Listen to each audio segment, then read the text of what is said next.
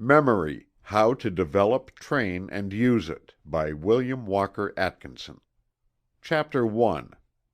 Memory: Its Importance. It needs very little argument to convince the average thinking person of the great importance of memory, although even then very few begin to realize just how important is the function of the mind that has to do with the retention of mental impressions. The first thought of the average person when he is asked to consider the importance of memory is its use in the affairs of everyday life, along developed and cultivated lines, as contrasted with the lesser degrees of its development. In short, one generally thinks of memory in its phase of a good memory as contrasted with the opposite phase of a poor memory. But there is a much broader and fuller meaning of the term than that of even this important phase. It is true that the success of the individual in his everyday business, profession, trade, or other occupation depends very materially upon the possession of a good memory. His value in any walk in life depends to a great extent upon the degree of memory he may have developed. His memory of faces, names, facts, events, circumstances, and other things concerning his everyday work is the measure of his ability to accomplish his task. And in the social intercourse of men and women, the possession of a retentive memory, well stocked with available facts, renders its possessor a desirable member of society.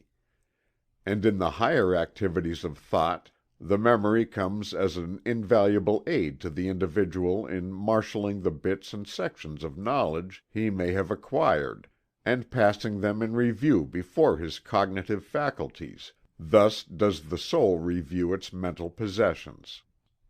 As Alexander Smith has said, "A man's real possession is his memory. In nothing else is he rich, in nothing else is he poor."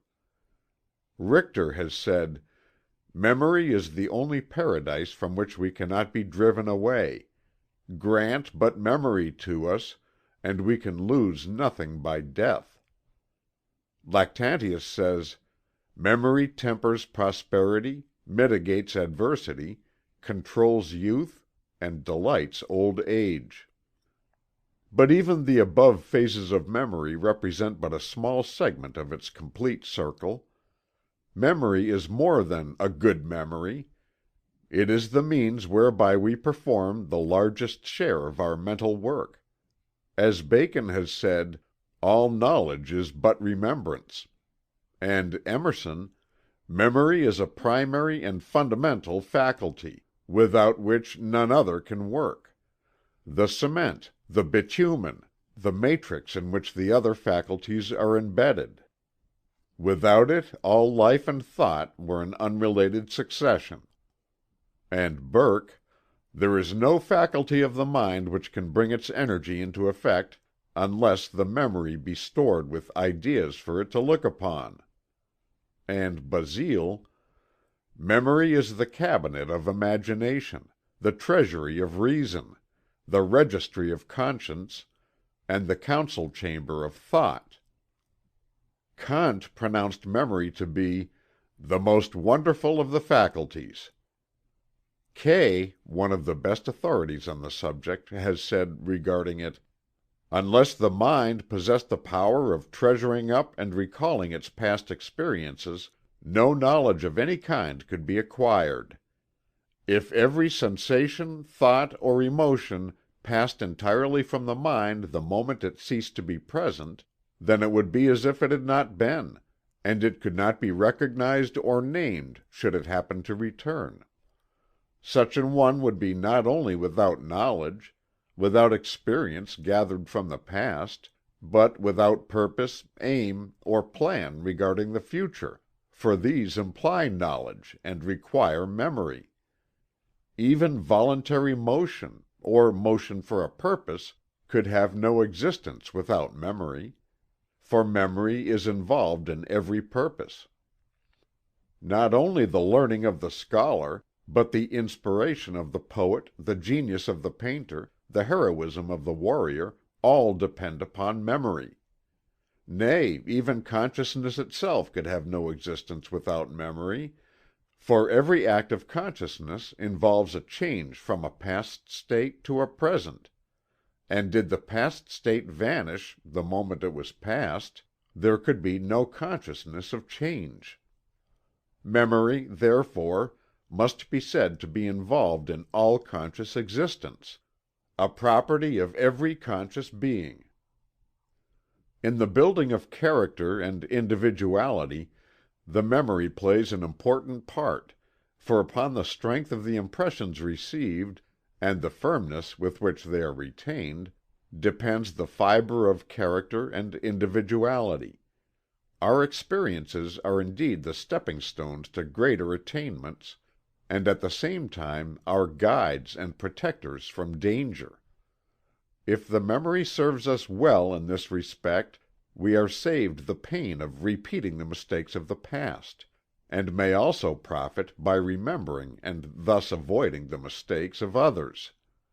As Beatty says, "When memory is preternaturally defective, experience and knowledge will be deficient in proportion, and imprudent conduct and absurd opinion are the necessary consequence." Bain says, "A character retaining a feeble hold of bitter experience, or genuine delight, and unable to revive afterwards the impression of the time, is in reality the victim of an intellectual weakness under the guise of a moral weakness. To have constantly before us an estimate of the things that affect us, true to the reality, is one precious condition for having our will always stimulated with an accurate reference to our happiness. The thoroughly educated man, in this respect, is that he can carry with him at all times the exact estimate of what he has enjoyed or suffered from every object that has ever affected him, and in case of encounter can present to the enemy as strong a front as if he were under the genuine impression. A full and accurate memory, for pleasure or for pain, is the intellectual basis both of prudence as regards self, and sympathy as regards others." So we see that the cultivation of the memory is far more than the cultivation and development of a single mental faculty. It is the cultivation and development of our entire mental being, the development of ourselves. To many persons the words memory, recollection, and remembrance have the same meaning, but there is a great difference in the exact shade of meaning of each term.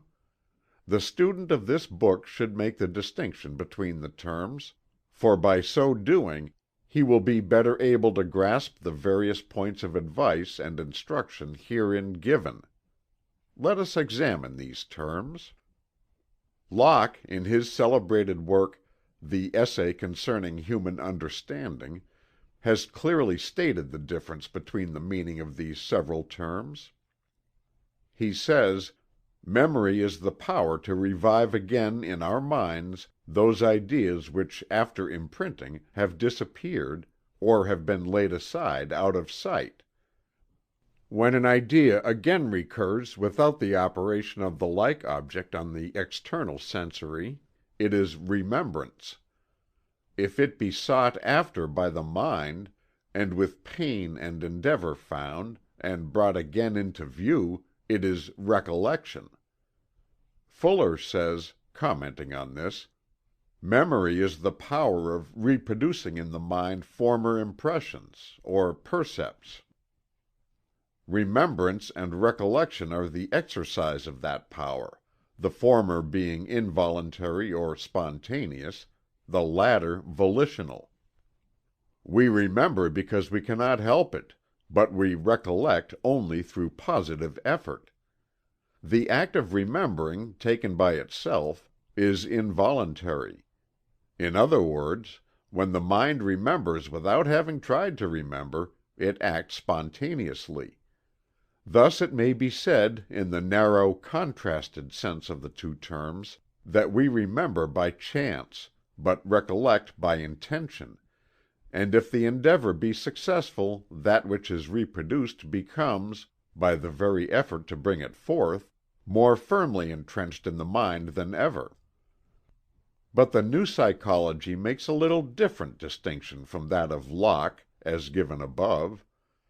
It uses the word memory not only in his sense of the power to retrieve, etc., but also in the sense of the activities of the mind which tend to receive and store away the various impressions of the senses, and the ideas conceived by the mind, to the end that they may be reproduced voluntarily, or involuntarily, thereafter. The distinction between remembrance and recollection, as made by Locke, is adopted as correct by the new psychology. It has long been recognized that the memory, in all of its phases, is capable of development, culture, training and guidance through intelligent exercise. Like any other faculty of the mind, or physical part, muscle or limb, it may be improved and strengthened.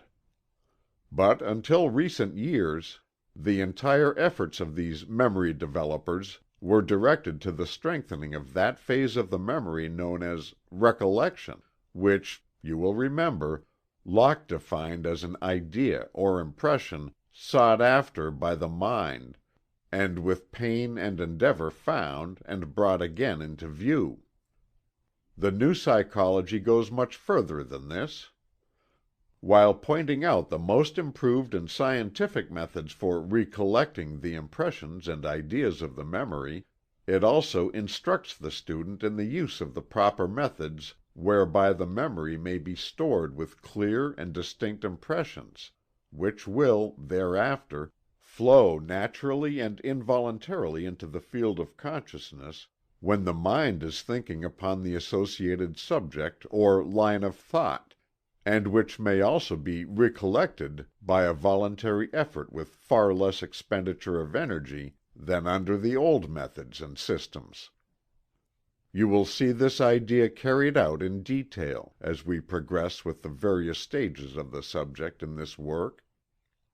You will see that the first thing to do is to find something to remember, then to impress that thing clearly and distinctly upon the receptive tablets of the memory, then to exercise the remembrance in the direction of bringing out the stored away facts of the memory, then to acquire the scientific methods of recollecting special items of memory that may be necessary at some special time.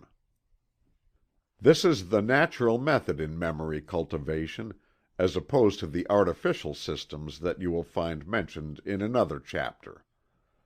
It is not only development of the memory, but also development of the mind itself in several of its regions and phases of activity. It is not merely a method of recollecting, but also a method of correct seeing, thinking, and remembering. This method recognizes the truth of the verse of the poet Pope, who said, "Remembrance and reflection, how allied! What thin partitions sense from thought divide." End of chapter 1.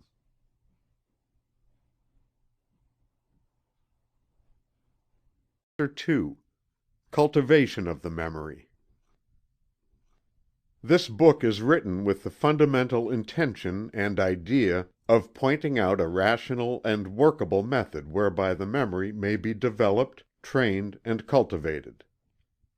Many persons seem to be under the impression that memories are bestowed by nature, in a fixed degree or possibilities, and that little more can be done for them. In short, that memories are born, not made. But the fallacy of any such idea is demonstrated by the investigations and experiments of all the leading authorities, as well as by the results obtained by persons who have developed and cultivated their own memories by individual effort, without the assistance of an instructor. But all such improvement, to be real, must be along certain natural lines and in accordance with the well-established laws of psychology, instead of along artificial lines, and in defiance of psychological principles. Cultivation of the memory is a far different thing from trick memory, or feats of mental legerdemain, if the term is permissible. Kay says that the memory is capable of indefinite improvement. There can be no manner of doubt.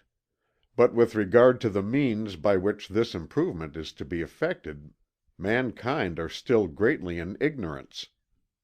Dr. Noah Porter says, "The natural as opposed to the artificial memory depends on the relations of sense and the relations of thought.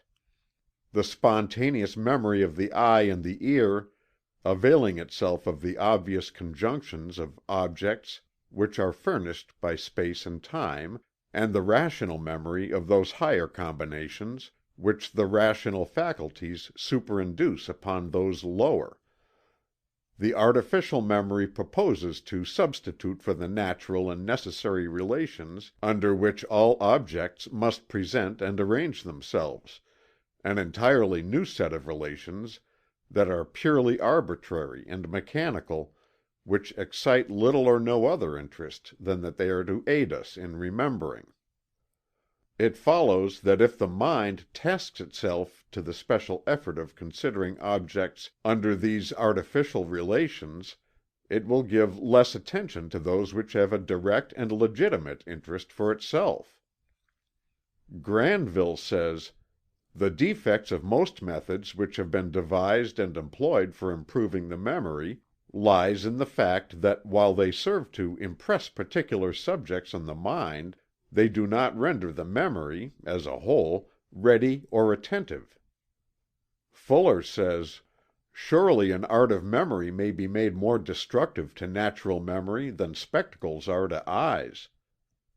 These opinions of the best authorities might be multiplied indefinitely.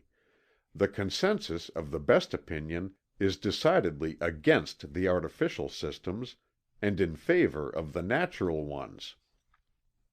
Natural systems of memory culture are based upon the fundamental conception so well expressed by Helvetius several centuries ago, when he said, "The extent of the memory depends, first, on the daily use we make of it; secondly, upon the attention with which we consider the objects we would impress upon it; and thirdly, upon the order in which we range our ideas."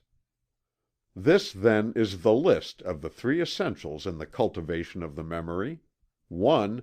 Use and exercise, review and practice; 2. Attention and interest; and 3. Intelligent association. You will find that in the several chapters of this book dealing with the various phases of memory, we urge first, last, and all the time, the importance of the use and employment of the memory, in the way of employment, exercise, practice, and review work. Like any other mental faculty, or physical function, the memory will tend to atrophy by disuse, and increase, strengthen, and develop by rational exercise and employment within the bounds of moderation. You develop a muscle by exercise. You train any special faculty of the mind in the same way; and you must pursue the same method in the case of the memory, if you would develop it. Nature's laws are constant, and bear a close analogy to each other. You will also notice the great stress that we lay upon the use of the faculty of attention, accompanied by interest. By attention you acquire the impressions that you file away in your mental record file of memory; and the degree of attention regulates the depth, clearness, and strength of the impression. Without a good record, you cannot expect to obtain a good reproduction of it. A poor phonographic record results in a poor reproduction, and the rule applies in the case of the memory as well. You will also notice that we explain the laws of association, and the principles which govern the subject, as well as the methods whereby the proper associations may be made. Every association that you weld to an idea or an impression serves as a cross reference in the index, whereby the thing is found by remembrance or recollection when it is needed. We call your attention to the fact that one's entire education depends for its efficiency upon this law of association. It is a most important feature in the rational cultivation of the memory, while at the same time being the bane of the artificial systems. Natural associations educate, while artificial ones tend to weaken the powers of the mind, if carried to any great length. There is no royal road to memory. The cultivation of the memory depends upon the practice along certain scientific lines, according to well-established psychological laws. Those who hope for a sure short cut will be disappointed, for none such exists. As Halleck says, "The student ought not to be disappointed to find that memory is no exception to the rule of improvement by proper methodical and long continued exercise. There is no royal road, no short cut, to the improvement of either mind or muscle. But the student who follows the rules which psychology has laid down may know that he is walking in the shortest path, and not wandering aimlessly about. Using these rules, he will advance much faster than those without chart, compass, or pilot. He will find mnemonics of extremely limited use. Improvement comes by orderly steps. Methods that dazzle at first sight never give solid results. The student is urged to pay attention to what we have to say in other chapters of the book upon the subjects of attention and association. It is not necessary to state here the particulars that we mention there. The cultivation of the attention is a prerequisite for good memory, and deficiency in this respect means deficiency not only in the field of memory, but also in the general field of mental work. In all branches of the new psychology there is found a constant repetition of the injunction to cultivate the faculty of attention and concentration. Halleck says, "Haziness of perception lies at the root of many a bad memory." If perception is definite, the first step has been taken toward ensuring a good memory. If the first impression is vivid, its effect upon the brain cells is more lasting. All persons ought to practice their visualizing power. This will react upon perception and make it more definite. Visualizing will also form a brain habit of remembering things pictorially, and hence more exactly. The subject of association must also receive its proper share of attention, for it is by means of association that the stored away records of the memory may be recovered or recollected. As Blackie says, "Nothing helps the mind so much as order and classification. Classes are few, individuals many. To know the class well is to know what is most essential in the character of the individual, and what burdens the memory least to retain." And as Halleck says regarding the subject of association by relation, "Whenever we can discover any relation between facts, it is far easier to remember them."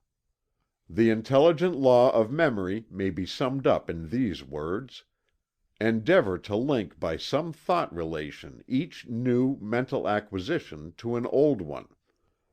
Bind new facts to other facts by relations of similarity, cause and effect, whole and part, or by any logical relation, and we shall find that when an idea occurs to us, a host of related ideas will flow into the mind.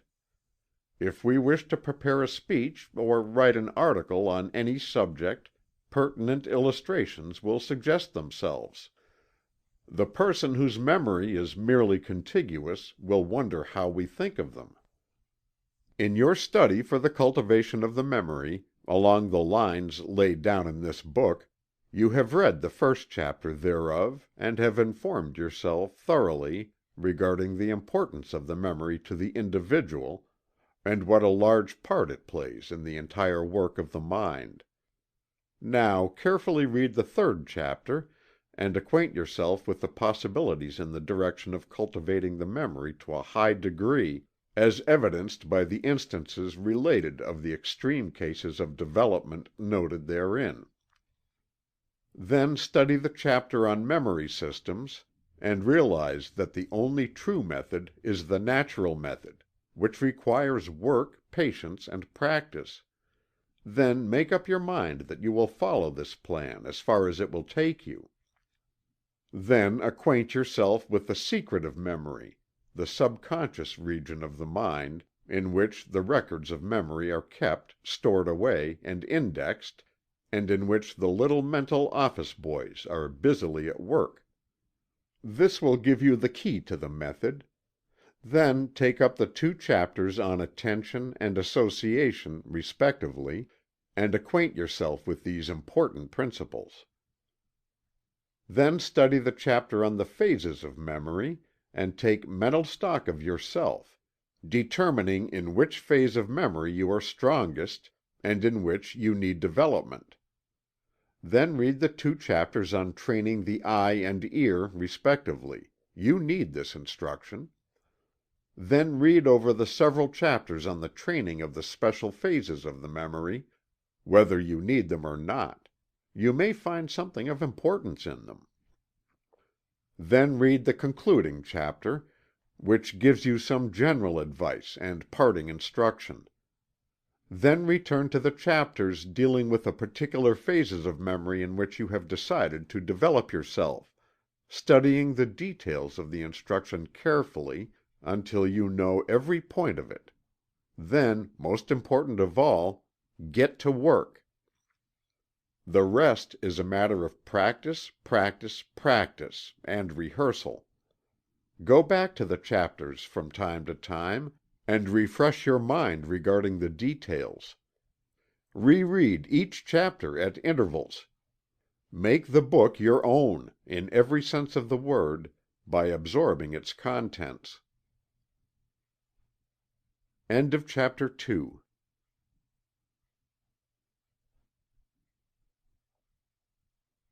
By William Walker Atkinson. Chapter 3. Celebrated Cases of Memory. In order that the student may appreciate the marvelous extent of development possible to the memory, we have thought it advisable to mention a number of celebrated cases, past and present. In so doing, we have no desire to hold up these cases as worthy of imitation, for they are exceptional and not necessary in everyday life.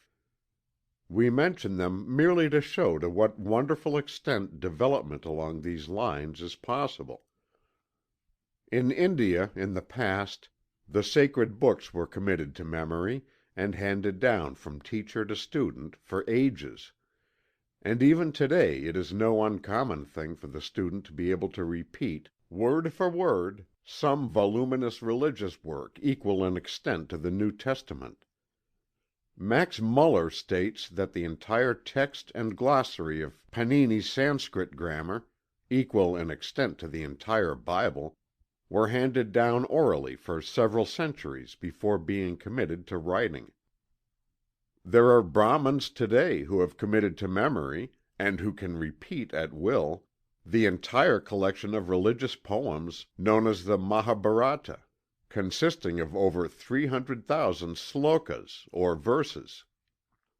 Leland states that the Slavonian minstrels of the present day have by heart, with remarkable accuracy, immensely long epic poems.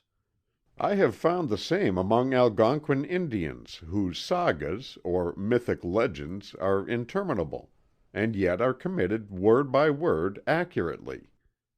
I have heard in England of a lady 90 years of age, whose memory was miraculous, and of which extraordinary instances are narrated by her friends.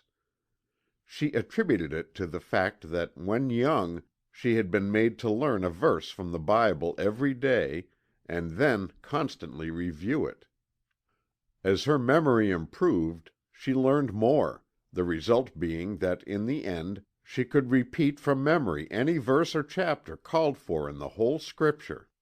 It is related that Mithridates, the ancient warrior king, knew the name of every soldier in his great army, and conversed fluently in 22 dialects. Pliny relates that Charmides could repeat the contents of every book in his large library.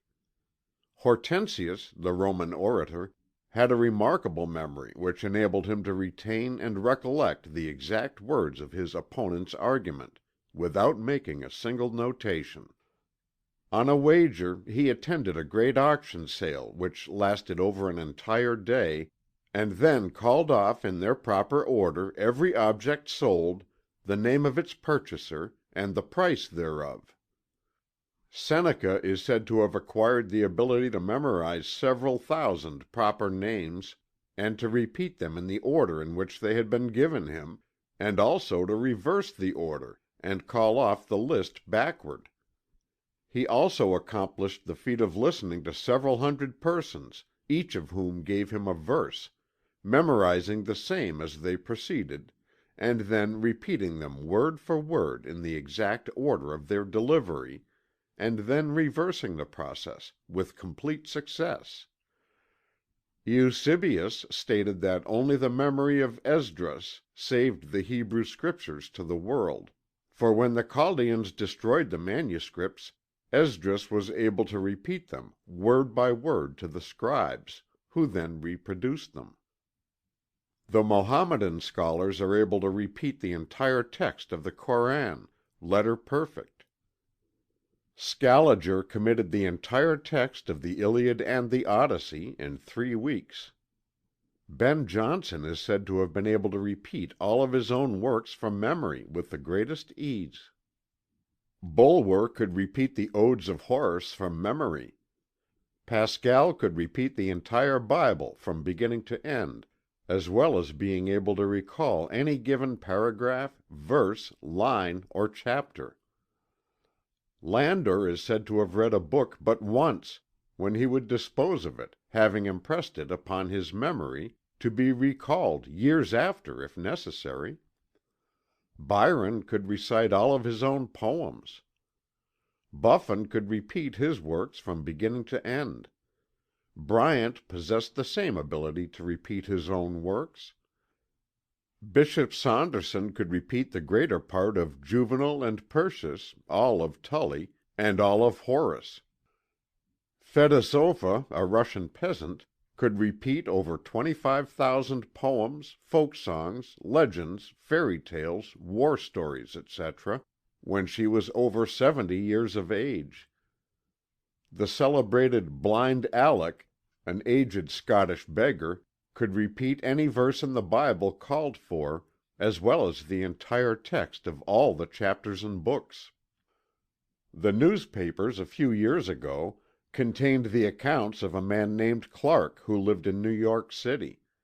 He is said to have been able to give the exact presidential vote in each state of the Union since the first election. He could give the population in every town of any size in the world, either present or in the past, providing there was a record of the same. He could quote from Shakespeare for hours at a time, beginning at any given point in any play. He could recite the entire text of the Iliad in the original Greek. The historical case of the unnamed Dutchman is known to all students of memory. This man is said to have been able to take up a fresh newspaper, to read it all through, including the advertisements, and then to repeat its contents, word for word, from beginning to end. On one occasion, he is said to have heaped wonder upon wonder by repeating the contents of the paper backward, beginning with the last word and ending with the first.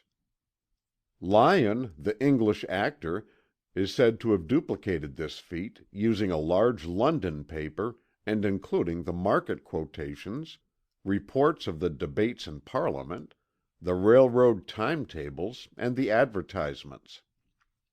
A London waiter is said to have performed a similar feat, on a wager, he memorizing and correctly repeating the contents of an 8-page paper. One of the most remarkable instances of extraordinary memory known to history is that of the child Christian Meineken. When less than 4 years of age he could repeat the entire Bible, 200 hymns, 5,000 Latin words, and much ecclesiastical history, theory, dogmas, arguments, and an encyclopedic quantity of theological literature. He is said to have practically retained every word that was read to him. His case was abnormal, and he died at an early age. John Stuart Mill is said to have acquired a fair knowledge of Greek at the age of 3 years and to have memorized Hume, Gibbon, and other historians at the age of 8. Shortly after he mastered and memorized Herodotus, Xenophon, some of Socrates, and 6 of Plato's dialogues. Richard Porson is said to have memorized the entire text of Homer, Horace, Cicero, Virgil, Livy, Shakespeare, Milton, and Gibbon. He is said to have been able to memorize any ordinary novel at one careful reading, and to have several times performed the feat of memorizing the entire contents of some English monthly review. De Rossi was able to perform the feat of repeating 100 lines from any of the 4 great Italian poets, provided he was given a line at random from their works, his 100 lines following immediately after the given line. Of course this feat required the memorizing of the entire works of those poets, and the ability to take up the repetition from any given point, the latter feature being as remarkable as the former. There have been cases of printers being able to repeat, word for word, books of which they had set the type. Professor Lawson was able to teach his classes of the Scriptures without referring to the book. He claimed that if the entire stock of Bibles were to be destroyed, he could restore the book entire, from his memory. Rev. Thomas Fuller is said to have been able to walk down a long London street, reading the names of the signs on both sides, then recalling them in the order in which they had been seen, and then by reversing the order. There are many cases on record of persons who memorized the words of every known tongue of civilization, as well as a great number of dialects, languages, and tongues of savage races. Bossuet had memorized the entire Bible, and Homer, Horace, and Virgil beside. Niebuhr, the historian, was once employed in a government office, the records of which were destroyed. He, thereupon, restored the entire contents of the book of records which he had written, all from his memory. Asa Gray knew the names of 10,000 plants. Milton had a vocabulary of 20,000 words, and Shakespeare one of 25,000. Cuvier and Agassiz are said to have memorized lists of several thousand species and varieties of animals. Magliabechi, the librarian of Florence, is said to have known the location of every volume in the large library of which he was in charge, and the complete list of works along certain lines in all the other great libraries. He once claimed that he was able to repeat titles of over 500,000 of books in many languages and upon many subjects. In nearly every walk of life are to be found persons with memories wonderfully developed along the lines of their particular occupation. Librarians possess this faculty to an unusual degree. Skilled workers in the finer lines of manufacture also manifest a wonderful memory for the tiny parts of the manufactured article, etc. Bank officers have a wonderful memory for names and faces. Some lawyers are able to recall cases quoted in the authorities, years after they have read them. Perhaps the most common, and yet the most remarkable, instances of memorizing in one's daily work is to be found in the cases of the theatrical profession. In some cases members of stock company must not only be able to repeat the lines of the play they are engaged in acting at the time, but also the one that they are rehearsing for the following week, and possibly the one for the second week. And in repertoire companies the actors are required to be letter perfect in a dozen or more plays. Surely a wonderful feat, and yet one so common that no notice is given to it. In some of the celebrated cases, the degree of recollection manifested is undoubtedly abnormal, but in the majority of the cases it may be seen that the result has been obtained only by the use of natural methods and persistent exercise.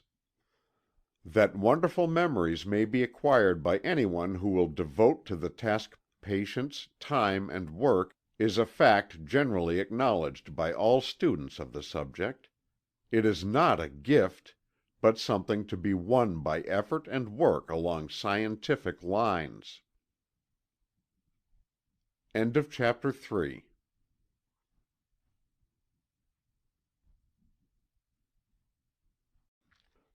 Chapter 4.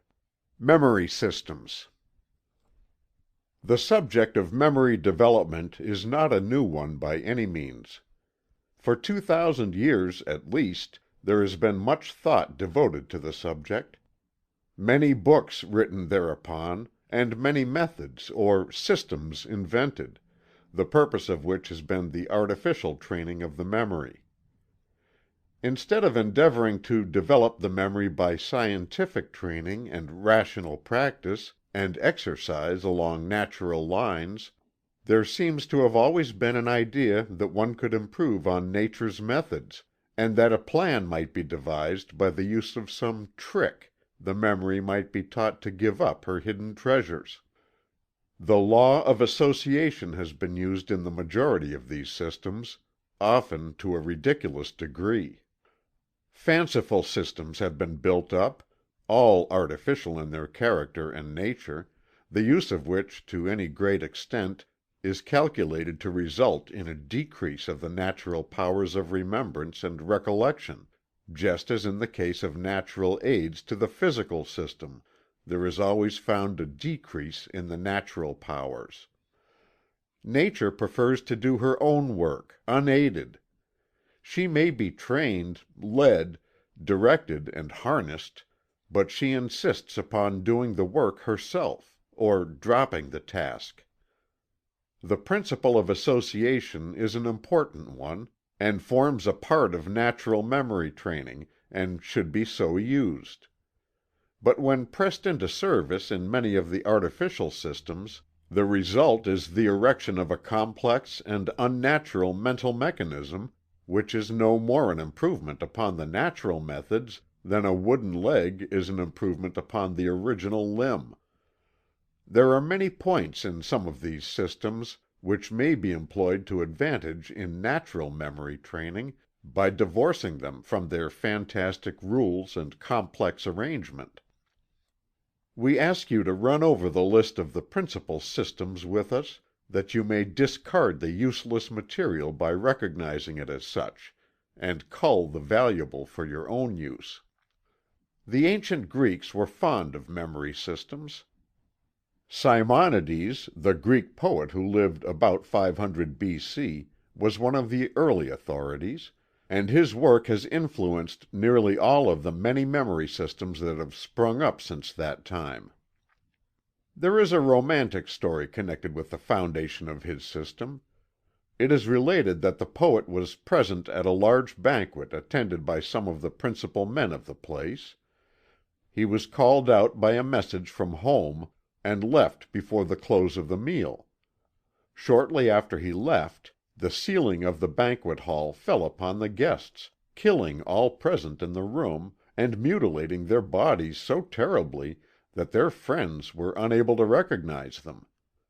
Simonides, having a well-developed memory for places and position, was able to recall the exact order in which each guest had been seated, and therefore was able to aid in the identification of the remains.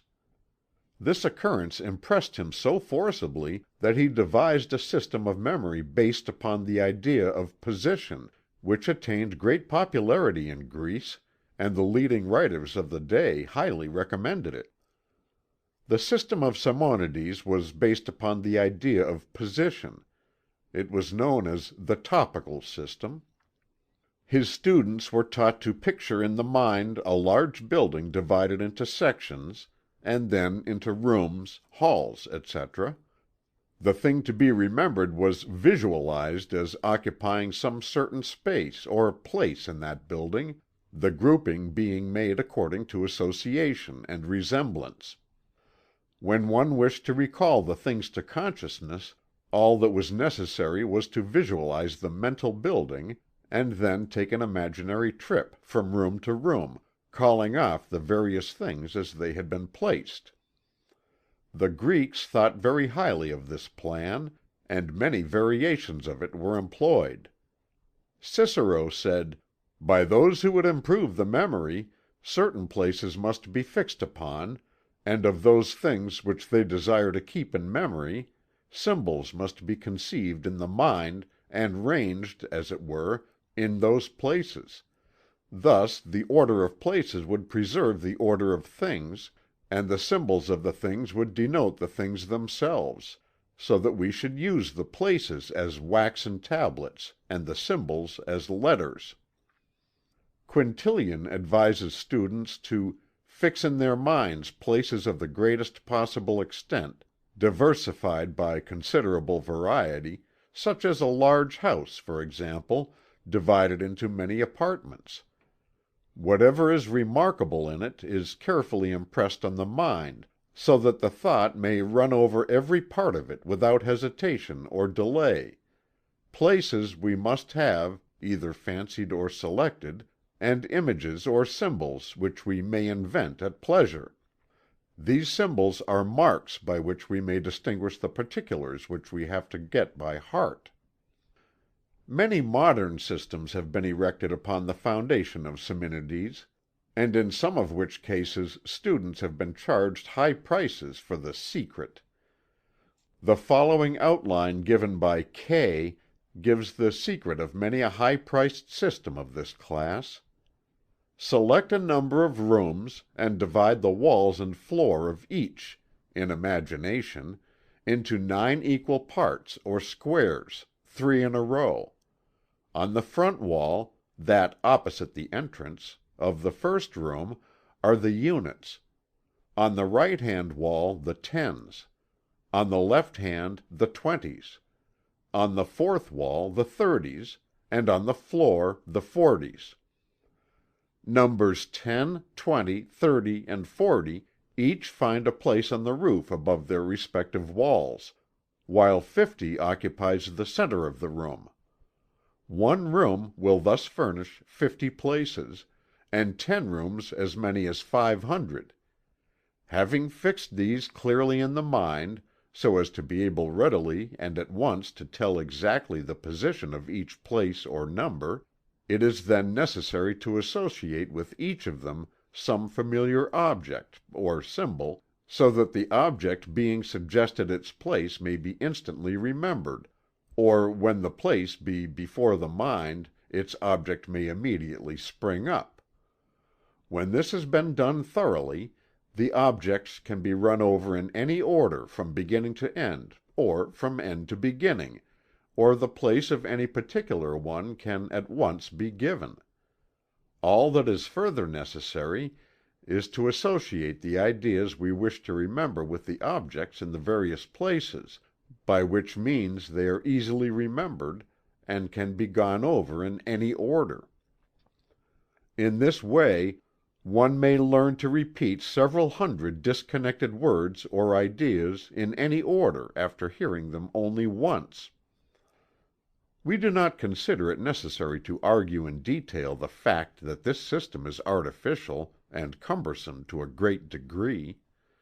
While the idea of position may be employed to some advantage in grouping together in the memory several associated facts, ideas, or words, still the idea of employing a process such as the above in the ordinary affairs of life is ridiculous, and any system based upon it has a value only as a curiosity, or a mental acrobatic feat. Akin to the above is the idea underlying many other systems and secret methods. The idea of contiguity, in which words are strung together by fanciful connecting links. Feinagle describes this underlying idea, or principle, as follows: "The recollection of them is assisted by associating some idea of relation between the two, and as we find by experience, that whatever is ludicrous is calculated to make a strong impression on the mind, the more ridiculous the association is the better." The systems founded upon this idea may be employed to repeat a long string of disconnected words and similar things, but have but little practical value, notwithstanding the high prices charged for them. They serve merely as curiosities, or methods of performing "tricks" to amuse one's friends.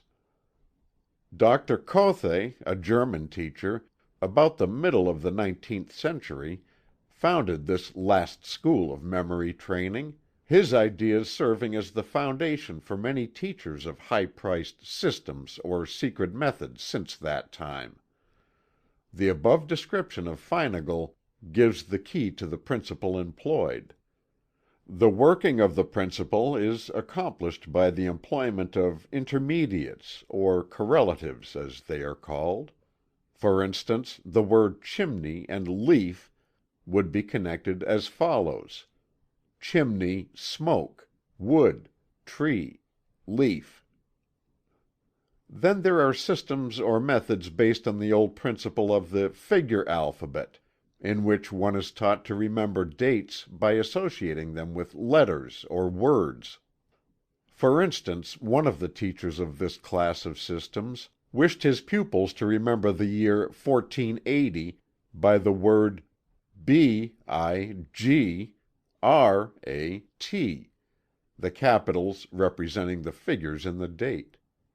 Comment is unnecessary. The student will find that nearly all the systems or secret methods that are being offered for sale in courses, often at a very high price, are merely variations, improvements upon, or combinations of the three forms of artificial methods named above. New changes are constantly being worked on these old plans, new tunes played on the same old instruments, new chimes sounded from the same old bells. And the result is ever the same, in these cases: disappointment and disgust. There are a few natural systems on the market, nearly all of which contain information and instructions that make them worth the price at which they are sold. As for the others, well, judge for yourself after purchasing them if you so desire. Regarding these artificial and fanciful systems, Kay says: "All such systems for the improvement of the memory belong to what we have considered the first or lowest form of it. They are for the most part based on light or foolish associations, which have little foundation in nature, and are hence of little practical utility, and they do not tend to improve or strengthen the memory as a whole." Bacon says that these systems are "barren and useless," adding, "for immediately to repeat a multitude of names or words once repeated before, I esteem no more than rope dancing, antic postures, and feats of activity, and indeed they are nearly the same things, the one being the abuse of the bodily as the other of the mental powers, and though they may cause admiration, they cannot be highly esteemed." And as another authority has said, "The systems of mnemonics as taught are no better than crutches, useful to those who cannot walk, but impediments and hindrances to those who have the use of their limbs, and who only require to exercise them properly in order to have the full use of them." In this work there shall be no attempt to teach any of these trick systems that the student may perform for the amusement of his friends. Instead, there is only the desire to aid in developing the power to receive impressions, to register them upon the memory, and readily to reproduce them at will, naturally and easily. The lines of natural mental action will be followed throughout.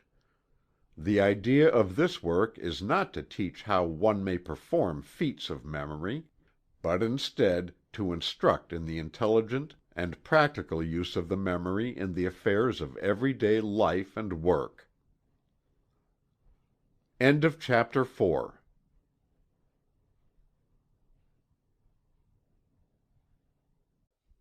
Chapter 5. The Subconscious Record File. The old writers on the subject were wont to consider the memory as a separate faculty of the mind, but this idea disappeared before the advancing tide of knowledge which resulted in the acceptance of the conception now known as the New Psychology. This new conception recognizes the existence of a vast out-of-consciousness region of the mind, one phase of which is known as the subconscious mind, or the subconscious field of mental activities. In this field of mentation, the activities of memory have their seat.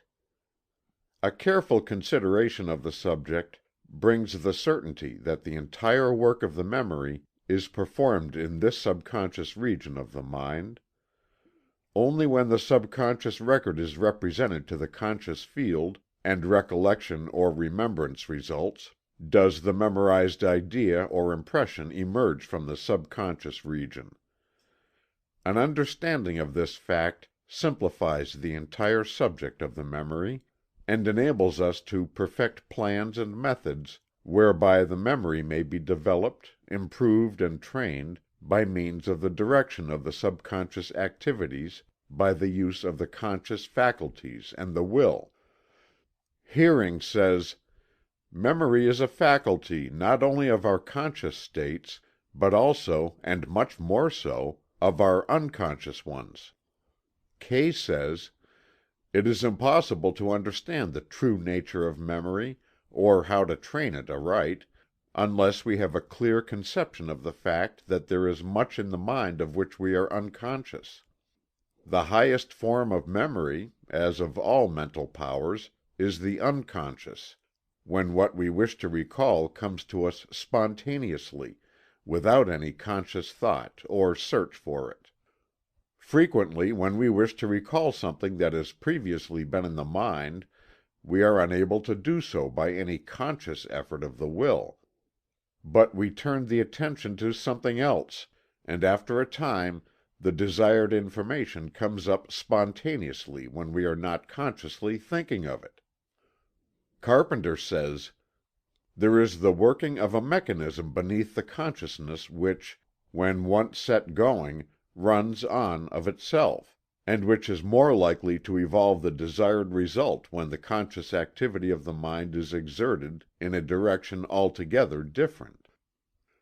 This subconscious region of the mind is the great record file of everything we have ever experienced, thought, or known.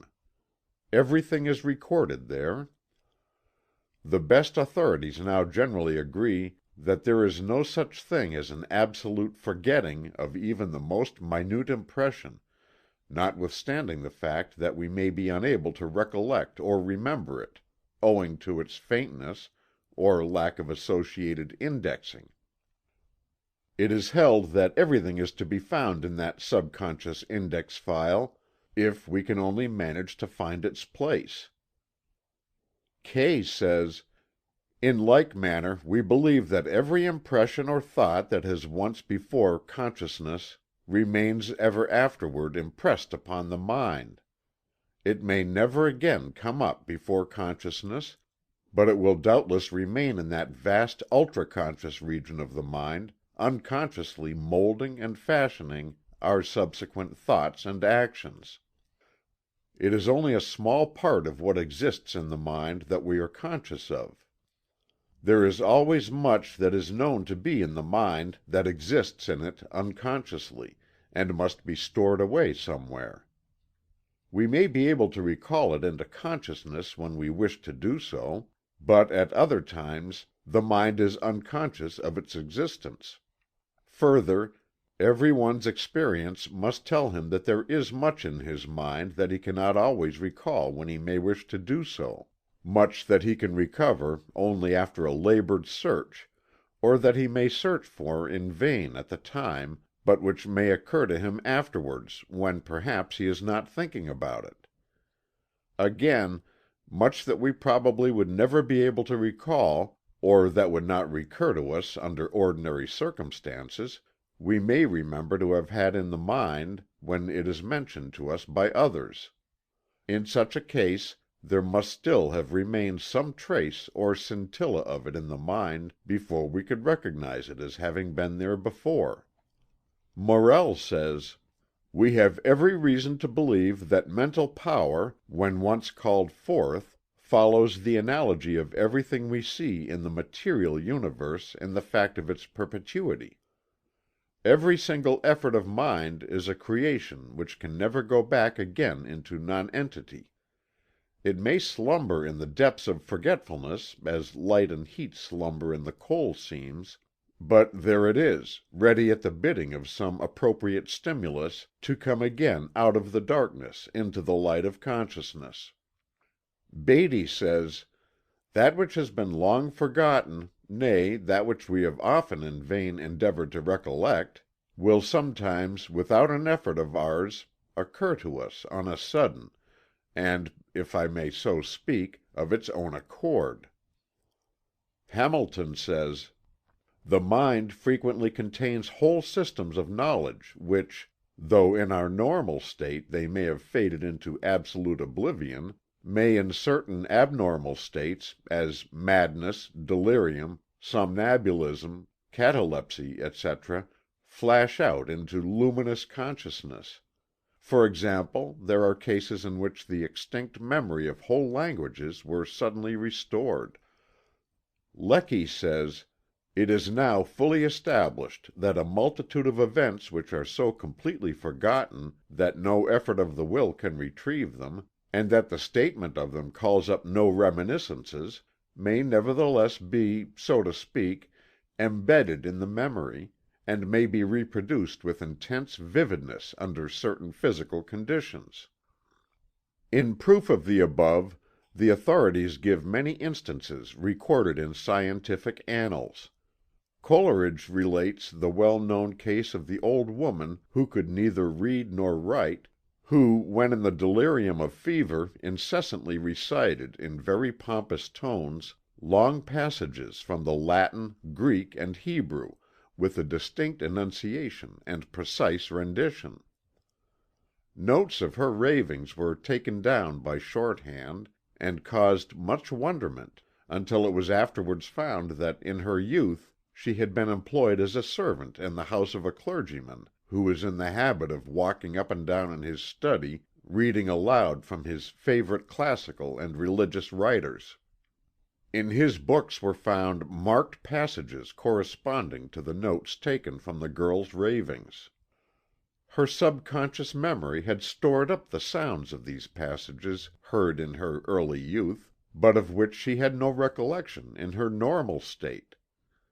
Beaufort, describing his sensations just before being rescued from drowning, says, "Every incident of my former life seemed to glance across my recollection in a retrograde procession, not in mere outline, but in a picture filled with every minute and collateral feature, thus forming a panoramic view of my whole existence."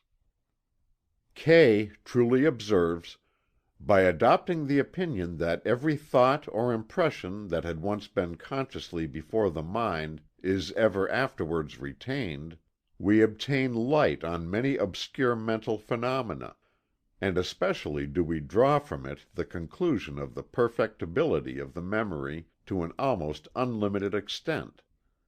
We cannot doubt that, could we penetrate to the lowest depths of our mental nature, we should there find traces of every impression we have received, every thought we have entertained, and every act we have done through our past life, each one making its influence felt in the way of building up our present knowledge, or in guiding our everyday actions; and if they persist in the mind, Might it not be possible to recall most, if not all of them, into consciousness when we wish to do so, if our memories or powers of recollection were what they should be?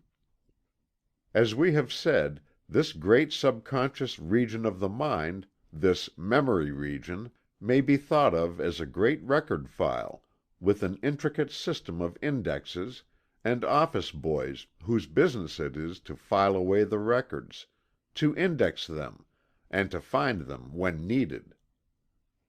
The records record only what we have impressed upon them by the attention, the degree of depth and clearness depending entirely upon the degree of attention which we bestowed upon the original impression. We can never expect to have the office boys of the memory bring up anything that they have not been given to file away. The indexing and cross-references are supplied by the association existing between the various impressions. The more cross-references or associations that are connected with an idea, thought, or impression that is filed away in the memory, the greater the chances of it being found readily when wanted.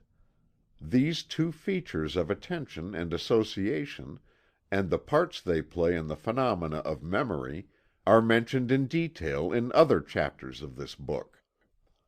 These little office boys of the memory are an industrious and willing lot of little chaps, but like all boys they do their best work when kept in practice. Idleness and lack of exercise cause them to become slothful and careless, and forgetful of the records under their charge. A little fresh exercise and work soon take the cobwebs out of the brains, and they spring eagerly to their tasks. They become familiar with their work when exercised properly, and soon become very expert. They have a tendency to remember on their own part, and when a certain record is called for often they grow accustomed to its place, and can find it without referring to the indexes at all. But their trouble comes from faint and almost illegible records, caused by poor attention. These they can scarcely decipher when they do succeed in finding them. Lack of proper indexing by associations causes them much worry and extra work, and sometimes they are unable to find the records at all from this neglect. Often, however, after they have told you that they could not find a thing, and you have left the place in disgust, they will continue their search, and hours afterward will surprise you by handing you the desired idea or impression which they had found carelessly indexed or improperly filed away. In these chapters you will be helped, if you will carry in your mind these little office boys of the memory record file, and the hard work they have to do for you, much of which is made doubly burdensome by your own neglect and carelessness. Treat these little fellows right, and they will work overtime for you, willingly and joyfully. But they need your assistance and encouragement, and an occasional word of praise and commendation. End of chapter 5.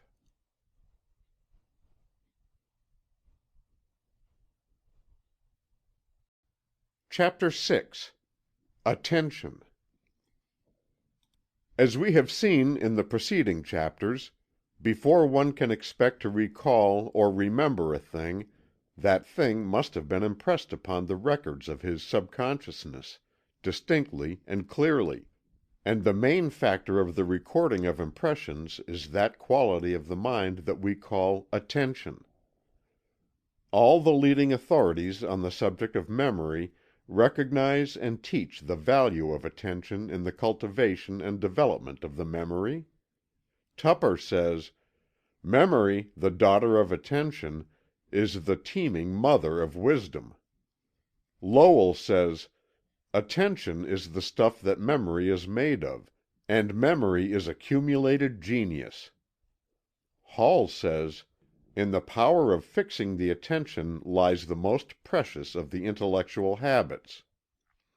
Locke says, "When the ideas that offer themselves are taken notice of, and, as it were, registered in the memory, it is attention. Stewart says: "The permanence of the impression which anything leaves on the memory is proportionate to the degree of attention which was originally given to it." Thomson says: "The experiences most permanently impressed upon consciousness are those upon which the greatest amount of attention has been fixed." Beattie says: "The force wherewith anything strikes the mind is generally in proportion to the degree of attention bestowed upon it. The great art of memory is attention. Inattentive people have always bad memories." Kay says: "It is generally held by philosophers that without some degree of attention no impression of any duration could be made on the mind, or laid up in the memory." Hamilton says: "It is a law of the mind that the intensity of the present consciousness determines the vivacity of the future memory. Memory and consciousness are thus in the direct ratio of each other.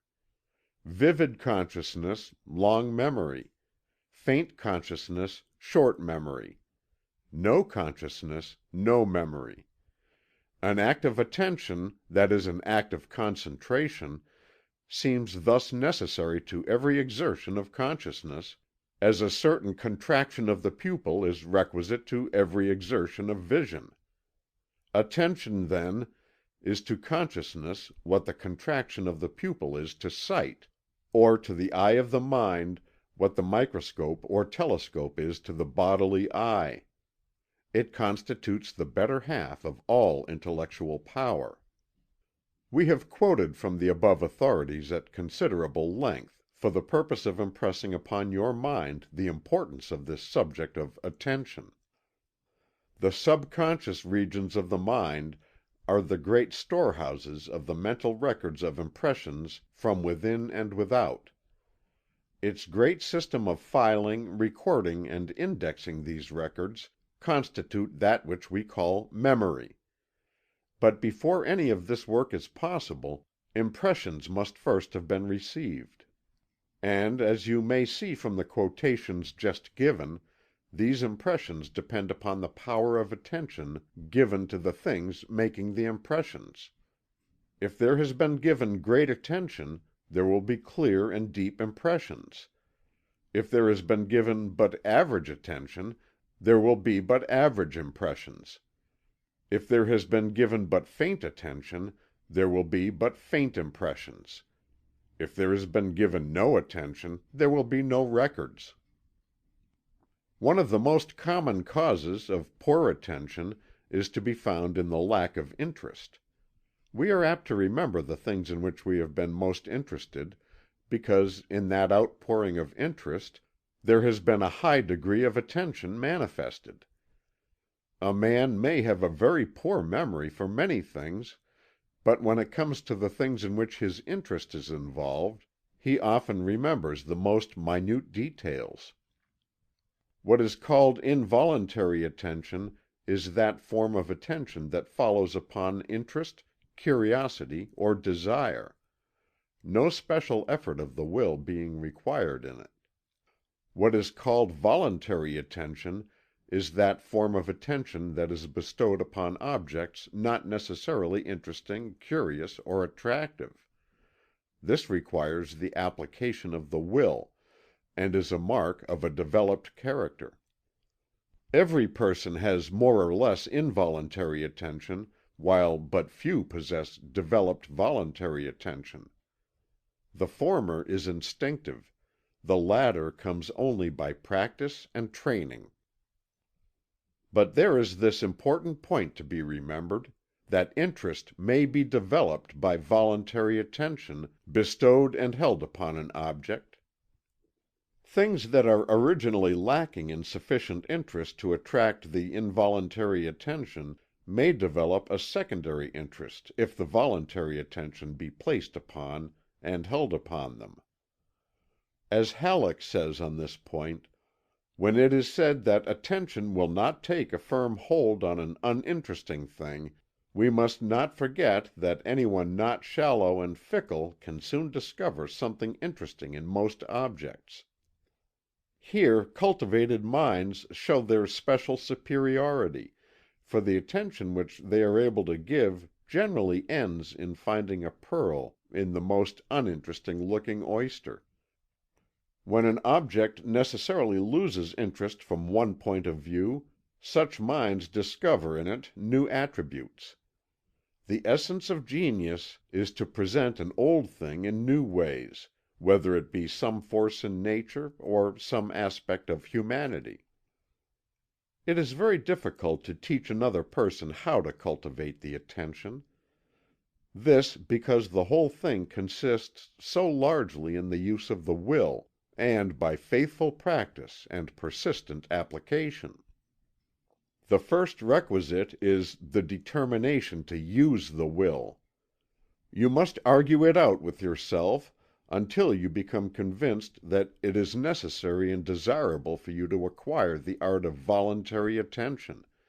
You must convince yourself beyond reasonable doubt. This is the first step, and one more difficult than it would seem at first sight. The principal difficulty in it lies in the fact that to do the thing you must do some active, earnest thinking, and the majority of people are too lazy to indulge in such mental effort. Having mastered this first step, you must induce a strong burning desire to acquire the art of voluntary attention. You must learn to want it hard. In this way you induce a condition of interest and attractiveness where it was previously lacking. Third and last, you must hold your will firmly and persistently to the task, and practice faithfully. Begin by turning your attention upon some uninteresting thing and studying its detail, until you are able to describe them. This will prove very tiresome at first, but you must stick to it.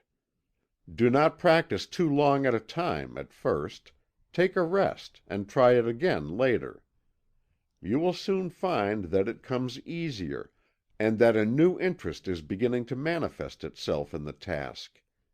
Examine this book as practice, learn how many pages there are in it, how many chapters, how many pages in each chapter, the details of type, printing, and binding, all the little things about it, so that you could give another person a full account of the minor details of the book. This may seem uninteresting, and so it will be at first, but a little practice will create a new interest in the petty details, and you will be surprised at the number of little things that you will notice. This plan, practiced on many things in spare hours, will develop the power of voluntary attention and perception in anyone, no matter how deficient he may have been in these things. If you can get someone else to join in the game task with you, and then each endeavor to excel the other in finding details, the task will be much easier, and better work will be accomplished. Begin to take notice of things about you, the places you visit, the things in the rooms, etc. In this way you will start the habit of noticing things, which is the first requisite for memory development. Halleck gives the following excellent advice on this subject: "To look at a thing intelligently is the most difficult of all arts. The first rule for the cultivation of accurate perception is, do not try to perceive the whole of a complex object at once. Take the human face as an example.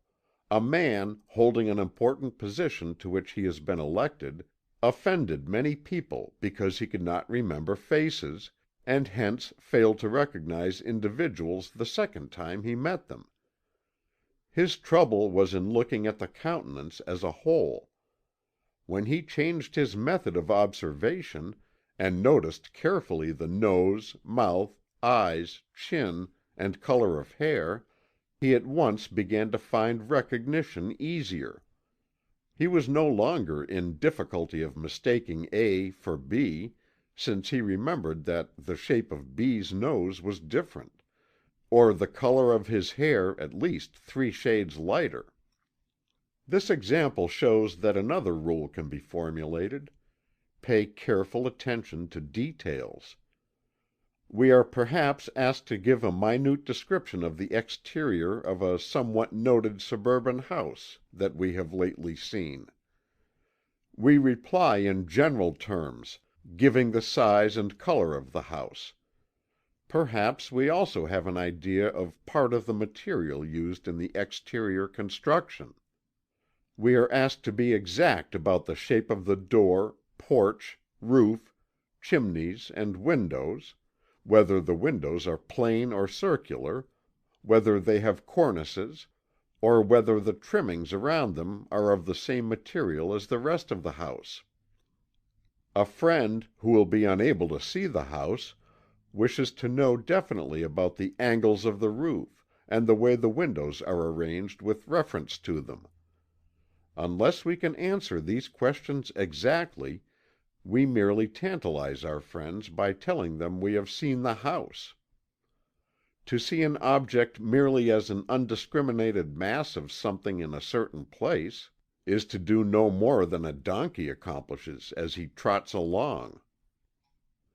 There are 3 general rules that may be given in this matter of bestowing the voluntary attention in the direction of actually seeing things, instead of merely looking at them. The first is: make yourself take an interest in the thing. The second: see it as if you were taking note of it in order to repeat its details to a friend. This will force you to take notice. The third: give to your subconscious a mental command to take note of what you are looking at. Say to it, "Here, you take note of this, and remember it for me." This last consists of a peculiar knack that can be attained by a little practice. It will come to you suddenly after a few trials. Regarding this third rule whereby the subconscious is made to work for you, Charles Leland has the following to say, although he uses it to illustrate another point: "As I understand it, it is a kind of impulse or projection of will into the coming work. I may here illustrate this with a curious fact in physics. If the reader wished to ring a doorbell so as to produce as much sound as possible, he would probably pull it as far back as he could, and then let it go. But if he would, in letting it go, simply give it a tap with his forefinger, he would actually redouble the sound. Or, to shoot an arrow as far as possible, it is not enough to merely draw the bow to its utmost span or tension. If, just as it goes, you will give the bow a quick push, though the effort be trifling, the arrow will fly almost as far again as it would have done without it. Or if, as is well known in wielding a very sharp saber, we make the draw cut, that is, if to blow or chop, as with an axe, we also add a certain slight pull simultaneously, we can cut through a silk handkerchief or a sheep. Forethought command to the subconsciousness is the tap on the bell, the push on the bow, the draw on the saber. It is the deliberate but yet rapid action of the mind when, before dismissing thought, we bid the mind to consequently respond. It is more than merely thinking what we are to do. It is the bidding or ordering the self to fulfill a task before willing it. Remember first, last, and always, that before you can remember or recollect, you must first perceive, and that perception is possible only through attention, and responds in degree to the latter. Therefore it has truly been said that "the great art of memory is attention." End of chapter 6.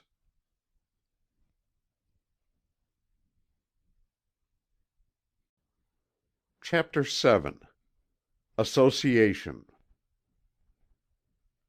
In the preceding chapters we have seen that in order that a thing may be remembered it must be impressed clearly upon the mind in the first place, and that in order to obtain a clear impression there must be a manifestation of attention. So much for the recording of the impressions. But when we come to recalling, recollecting, or remembering the impressions we are brought face to face with another important law of memory, the law of association. Association plays a part analogous to the indexing and cross-indexing of a book, a library, or another system in which the aim is to readily find something that has been filed away, or contained in some way in a collection of similar things. As Kay says, "In order that what is in the memory may be recalled or brought again before consciousness, it is necessary that it be regarded in connection, or in association, with one or more other things or ideas, and as a rule the greater the number of other things with which it is associated, the greater the likelihood of its recall." The two processes are involved in every act of memory. We must first impress, and then we must associate. Without a clear impression being formed, that which is recalled will be indistinct and inaccurate, and unless it is associated with something else in the mind, it cannot be recalled. If we may suppose an idea existing in the mind by itself, unconnected with any other idea, its recall would be impossible. All the best authorities recognize and teach the importance of this law of association in connection with the memory. Abercrombie says, "Next to the effect of attention is the remarkable influence produced upon memory by association." Carpenter says, "The recording power of memory mainly depends upon the degree of attention we give to the idea to be remembered. The reproducing power again altogether depends upon the nature of the associations by which the new idea has been linked on to other ideas, which have been previously recorded." Ribot says, "The most fundamental law which regulates psychological phenomena is the law of association. In its comprehensive character it is comparable to the law of attraction in the physical world." Mill says, "That which the law of gravitation is to astronomy, that which the elementary properties of the tissues are to physiology, the law of association of ideas is to psychology." Stewart says, "The connection between memory and the association of ideas is so striking that it has been supposed by some that the whole of the phenomena might be resolved into this principle. The association of ideas connects our various thoughts with each other, so as to present them to the mind in a certain order; but it presupposes the existence of those thoughts in the mind; in other words, it presupposes a faculty of retaining the knowledge which we acquire. On the other hand, it is evident that without the associating principle, the power of retaining our thoughts, and of recognizing them when they occur to us, would have been of little use, for the most important articles of our knowledge might have remained latent in the mind, even when those occasions presented themselves to which they were immediately applicable. Association of ideas depends upon two principles known, respectively, as 1. The law of contiguity, and 2. The law of similarity. Association by contiguity is that form of association by which an idea is linked, connected, or associated with the sensation, thought, or idea immediately preceding it, and that which directly follows it. Each idea or thought is a link in a great chain of thought being connected with the preceding link and the succeeding link.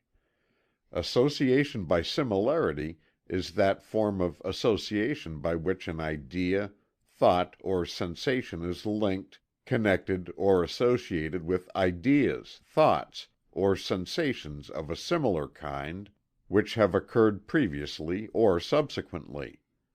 The first form of association is the relation of sequence, the second the relation of kind. Association by contiguity is the great law of thought as well as of memory. As Kay says, "The great law of mental association is that of contiguity, by means of which sensations and ideas that have been in the mind together, or in close succession, tend to unite together, or cohere in such a way that the one can afterward recall the other. The connection that naturally subsists between a sensation or idea in the mind, and that which immediately preceded or followed it, is of the strongest and most intimate nature. The two, strictly speaking, are but one, forming one complete thought." As Taine says, "To speak correctly, there is no isolated or separate sensation. A sensation is a state which begins as a continuation of preceding ones, and ends by losing itself in those following it. It is by an arbitrary severing, and for the convenience of language, that we set it apart as we do. Its beginning is the end of another, and its ending the beginning of another. As Ribot says, "When we read or hear a sentence, for example, at the commencement of the fifth word something of the fourth word still remains." Association by contiguity may be separated into two subclasses: contiguity in time and contiguity in space.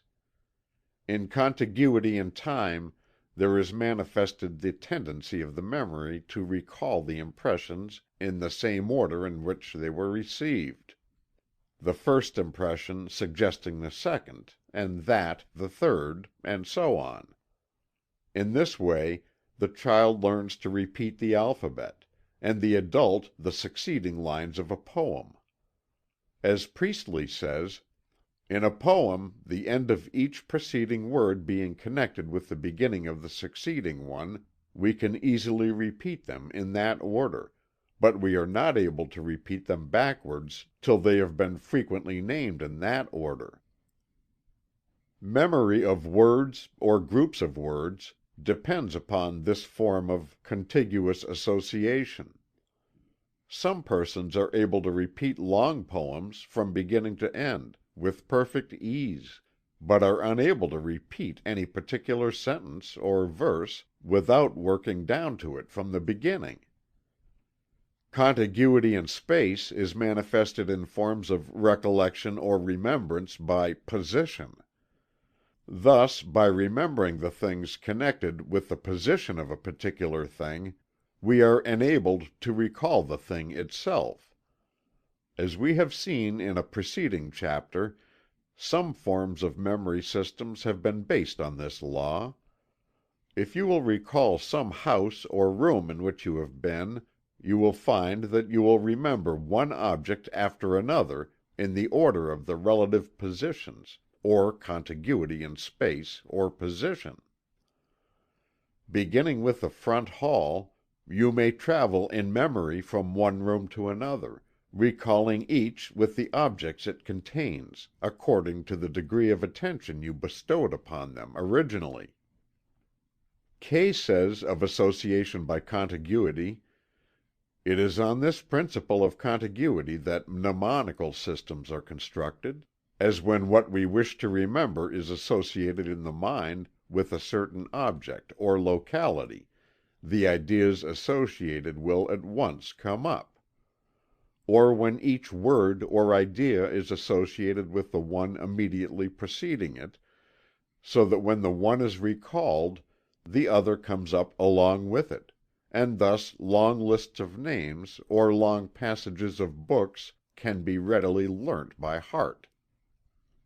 From the foregoing, it will be seen that it is of great importance that we correlate our impressions with those preceding and following. The more closely knitted together our impressions are, the more closely will they cohere, and the greater will be the facility of remembering or recollecting them. We should endeavor to form our impressions of things so that they will be associated with other impressions, in time and space. Every other thing that is associated in the mind with a given thing serves as a loose end of memory, which if once grasped and followed up will lead us to the thing we desire to recall to mind. Association by similarity is the linking together of impressions of a similar kind, irrespective of time and place. Carpenter expresses it as follows: "The law of similarity expresses the general fact that any present state of consciousness tends to revive previous states which are similar to it. Rational or philosophical association is when a fact or statement on which the attention is fixed is associated with some fact previously known, to which it has a relation, or with some object which it is calculated to illustrate." And, as Kay says, "The similars may be widely apart in space or in time, but they are brought together and associated through their resemblance to each other. Thus a circumstance of today may recall circumstances of a similar nature that occurred perhaps at very different times, and they will become associated together in the mind, so that afterwards the presence of one will tend to recall the others." Abercrombie says of this phase of association: "The habit of correct association, that is, connecting facts in the mind according to their true relations, and to the manner in which they tend to illustrate each other, is one of the principal means of improving the memory, particularly that kind of memory which is an essential quality of a cultivated mind, namely, that which is founded not upon incidental connections, but on true and important relations." As Beattie says, "The more relations or likenesses that we find or can establish between objects, the more easily will the view of one lead us to recollect the rest." And, as Kay says, "In order to fix a thing in the memory, we must associate it with something in the mind already, and the more closely that which we wish to remember resembles that with which it is associated, the better it is fixed in the memory, and the more readily it is recalled. If the two strongly resemble each other, or are not to be distinguished from each other, then the association is of the strongest kind. The memory is able to retain and replace a vastly greater number of ideas, if they are associated or arranged in some principle of similarity, than if they are presented merely as isolated facts. It is not by the multitude of ideas, but the want of arrangement among them, that the memory is burdened and its powers weakened.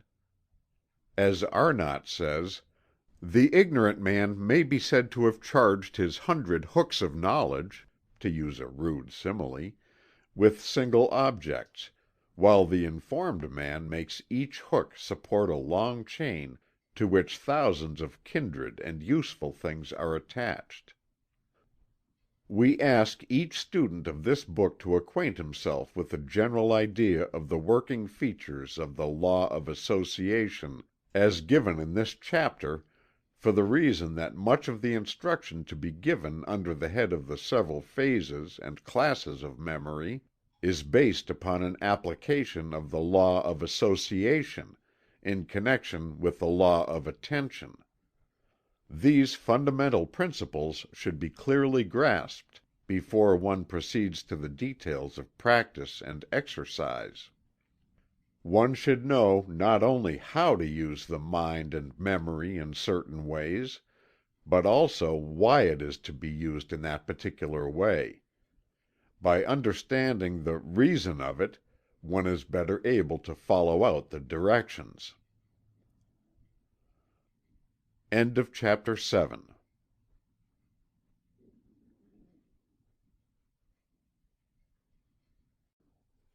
Chapter 8 Phases of Memory.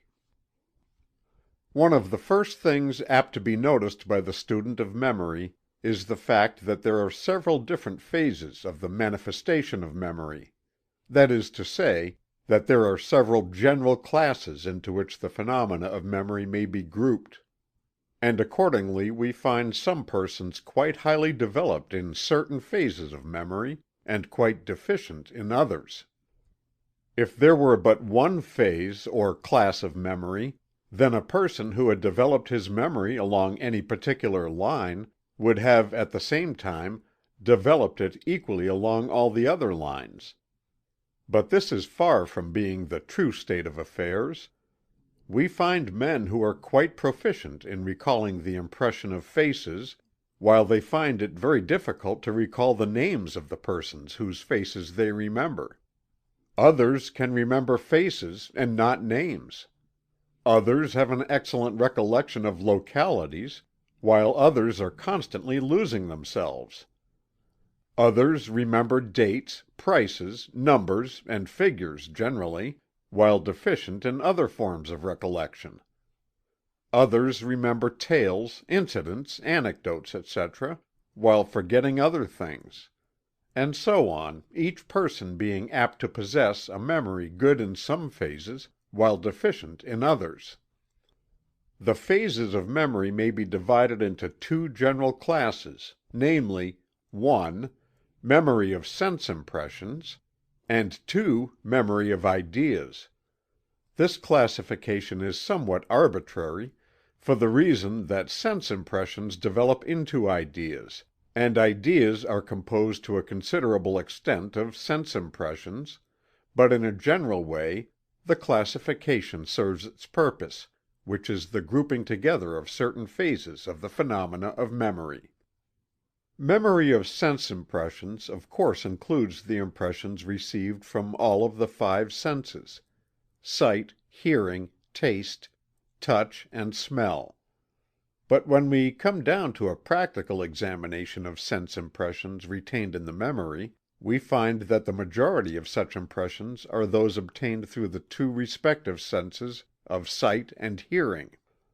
The impressions received from the sense of taste, touch, and smell, respectively, are comparatively small, except in the cases of certain experts in special lines, whose occupation consists in acquiring a very delicate sense of taste, smell, or touch, and correspondingly a fine sense of memory along these particular lines. For instance, the wine taster and tea tasters, who are able to distinguish between the various grades of merchandise handled by them, have developed not only very fine senses of taste and smell, but also a remarkable memory of the impressions previously received, the power of discrimination depending as much upon the memory as upon the special sense. In the same way, the skilled surgeon as well as the skilled mechanic acquires a fine sense of touch, and a correspondingly highly developed memory of touch impressions. But, as we have said, the greater part of the sense impressions stored away in our memories are those previously received through the sense of sight and hearing, respectively. The majority of sense impressions stored away in the memory have been received more or less involuntarily, that is, with the application of but a slight degree of attention. They are more or less indistinct and hazy, and are recalled with difficulty, the remembrance of them generally coming about without conscious effort, according to the law of association. That is, they come principally when we are thinking about something else upon which we have given thought and attention, and with which they have been associated. There is quite a difference between the remembrance of sense impressions received in this way, and those which we record by the bestowal of attention, interest, and concentration. The sense impressions of sight are by far the most numerous in our subconscious storehouse. We are constantly exercising our sense of sight, and receiving thousands of different sight impressions every hour. But the majority of these impressions are but faintly recorded upon the memory, because we give to them but little attention or interest.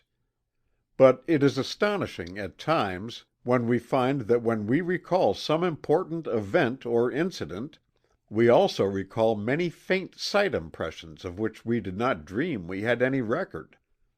To realize the important part played by sight impressions in the phenomena of memory, recall some particular time or event in your life, and see how many more things that you saw are remembered, compared with the number of things that you heard, or tasted, or felt, or smelled. Second in number, however, are the impressions received through the sense of hearing, and consequently the memory stores away a great number of sound impressions. In some cases, the impressions of sight and sound are joined together, as for instance in the case of words, in which not only the sound but the shape of the letters composing the word, or rather the word shape itself, are stored away together, and consequently are far more readily remembered or recollected than things of which but one sense impression is recorded. Teachers of memory use this fact as a means of helping their students to memorize words by speaking them aloud, and then writing them down. Many persons memorize names in this way, the impression of the written word being added to the impression of the sound, thus doubling the record. The more impressions that you can make regarding a thing, the greater are the chances of your easily recollecting it. Likewise, it is very important to attach an impression of a weaker sense to that of a stronger one, in order that the former may be memorized. For instance, if you have a good eye memory and a poor ear memory, it is well to attach your sound impressions to the sight impressions. And if you have a poor eye memory and a good ear memory, it is important to attach your sight impressions to your sound impressions. In this way, you take advantage of the law of association, of which we have told you. Under the subclass of sight impressions are found the smaller divisions of memory known as memory of locality, memory of figures, memory of form, memory of color, and memory of written or printed words. Under the subclass of sound impressions are found the smaller divisions of memory known as memory of spoken words, memory of names, memory of stories, memory of music, etc. We shall pay special attention to these forms of memory in succeeding chapters. The second general class of memory, memory of ideas, includes the memory of facts, events, thoughts, lines of reasoning, etc., and is regarded as higher in the scale than the memory of sense impressions, although not more necessary nor useful to the average person. This form of memory of course accompanies the higher lines of intellectual effort and activities, and constitutes a large part of what is known as true education, that is, education which teaches one to think instead of to merely memorize certain things taught in books or lectures. The well-rounded man, mentally, is he who has developed his memory on all sides, rather than the one who has developed but one special phase of the faculty. It is true that a man's interest and occupation certainly tend to develop his memory according to his daily needs and requirements, but it is well that he should give to the other parts of his memory field some exercise, in order that he may not grow one-sided. As Halleck has said, "Many persons think that memory is mainly due to sight, but we have as many different kinds of memory as we have senses. To sight, the watermelon is a long, greenish body, but this is its least important quality. Sight alone gives the poorest idea of the watermelon. We approach the vine where the fruit is growing, and in order to decide whether it is ripe, we tap the rind and judge by the sound. We must remember that a ripe watermelon has a certain resonance. By passing our hands over the melon, we learn that it has certain touch characteristics. We cut it open and learn the qualities of taste and smell. All this knowledge afforded by the different senses must enter into a perfected memory image. Hence we see that many complex processes go to form an idea of a thing. Napoleon was not content with only hearing a name. He wrote it down, and having satisfied his eye memory as well as his ear memory, he threw the paper away. In this book we shall point out the methods and processes calculated to round out the memory of the student. As a rule his strong phases of memory need but little attention, although even in these a little scientific knowledge will be of use. But in the weaker phases, those phases in which his memory is poor, he should exert a new energy and activity, to the end that these weaker regions of the memory may be cultivated and fertilized, and well stored with the seed impressions which will bear a good crop in time. There is no phase, field, or class of memory that is not capable of being highly developed by intelligent application. It requires practice, exercise, and work, but the reward is great. Many a man is handicapped by being deficient in certain phases of memory, while proficient in others. The remedy is in his own hands, and we feel that in this book we have given to each the means whereby he may acquire a good memory along any or all lines. End of chapter 8.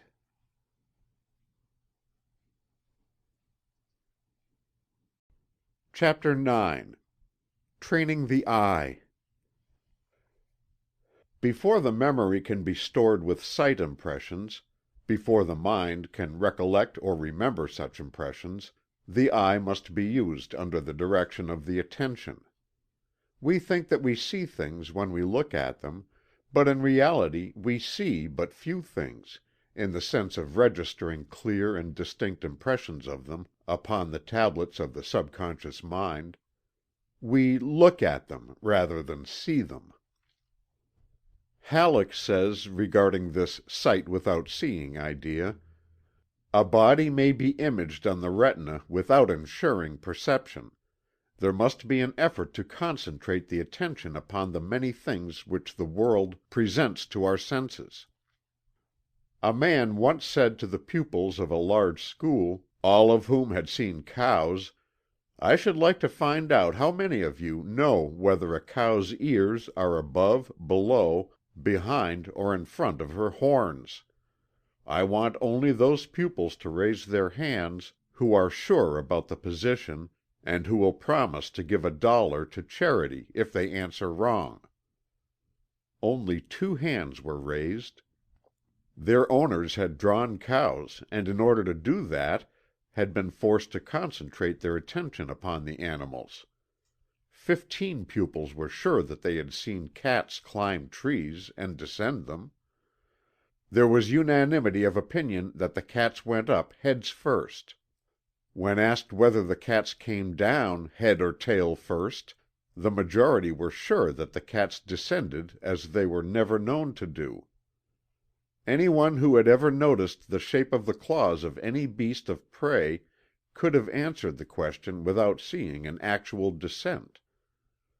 Farmers' boys who have often seen cows and horses lie down and rise, are seldom sure whether the animals rise with their fore or hind feet first, or whether the habit of the horse agrees with that of the cow in this respect. The elm tree has about its leaf a peculiarity which all ought to notice the first time they see it, and yet only about 5% of a certain school could incorporate in a drawing this peculiarity, although it is so easily outlined on paper. Perception, to achieve satisfactory results, must summon the will to its aid to concentrate the attention. Only the smallest part of what falls upon our senses at any time is actually perceived. The way to train the mind to receive clear sight impressions, and therefore to retain them in the memory, is simply to concentrate the will and attention upon objects of sight, endeavoring to see them plainly and distinctly, and then to practice recalling the details of the object some time afterward. It is astonishing how rapidly one may improve in this respect by a little practice, and it is amazing how great a degree of proficiency in this practice one may attain in a short time. You have doubtless heard the story of Houdin, the French conjurer, who cultivated his memory of sight impressions by following a simple plan. He started into practice by observing the number of small objects in the Paris shop windows he could see, and remember in one quick glance as he rapidly walked past the window. He followed the plan of noting down on paper the things that he saw and remembered. At first he could remember but 2 or 3 articles in the window. Then he began to see and remember more, and so on, each day adding to his power of perception and memory, until finally he was able to see and remember nearly every small article in a large shop window, after bestowing but one glance upon it. Others have found this plan an excellent one, and have developed their power of perception greatly, and at the same time cultivated an amazingly retentive memory of objects thus seen. It is all a matter of use and practice. The experiment of Houdin may be varied infinitely, with excellent results. The Hindus train their children along these lines by playing the sight game with them. This game is played by exposing to the sight of the children a number of small objects, at which they gaze intently, and which are then withdrawn from their sight. The children then endeavor to excel each other in writing down the names of the objects which they have seen. The number of objects is small to begin with, but is increased each day, until an astonishing number are perceived and remembered. Rudyard Kipling, in his great book Kim, gives an instance of this game, played by Kim and a trained native youth. Lurgan Sahib exposes to the sight of the 2 boys a tray filled with jewels and gems, allowing them to gaze upon it a few moments before it is withdrawn from sight. Then the competition begins as follows: "There are under that paper 5 blue stones, 1 big, 1 smaller, and 3 small," said Kim in all haste. "There are 4 green stones and 1 with a hole in it. There is 1 yellow stone that I can see through, and 1 like a pipe stem. There are 2 red stones and give me time." But Kim had reached the limit of his powers. Then came the turn of the native boy. "Hear my count," cried the native child. "First are 2 flawed sapphires, 1 of 2 ruttees, and 1 of 4, as I should judge. The 4 ruttee sapphire is chipped at the edge. There is 1 Turkestan turquoise, plain with green veins, and there are 2 inscribed, one with the name of God in gilt, and the other being cracked across, for it came out of an old ring I cannot read. We have now the 5 blue stones. 4 flamed emeralds there are, but 1 is drilled in 2 places, and 1 is a little carven." "Their weight?" said Lurgan Sahib, impassively. 3, 5, 5, and 4 ruttees, as I judge it. There is 1 piece of old greenish amber, and a cheap cut topaz from Europe. There is 1 ruby of Burma, 1 of 2 ruttees, without a flaw. And there is a balas ruby, flawed, of 2 ruttees. There is a carved ivory from China, representing a rat sucking an egg. And there is last, aha! a ball of crystal as big as a bean set in gold leaf." Kim is mortified at this bad beating, and asks the secret. The answer is, "By doing it many times over till it is done perfectly, for it is worth doing." Many teachers have followed plans similar to that just related. A number of small articles are exposed, and the pupils are trained to see and remember them, the process being gradually made more and more difficult. A well-known American teacher was in the habit of rapidly making a number of dots on the blackboard, and then erasing them before the pupils could count them in the ordinary way. The children then endeavored to count their mental impressions, and before long they could correctly name the number up to 10 or more with ease.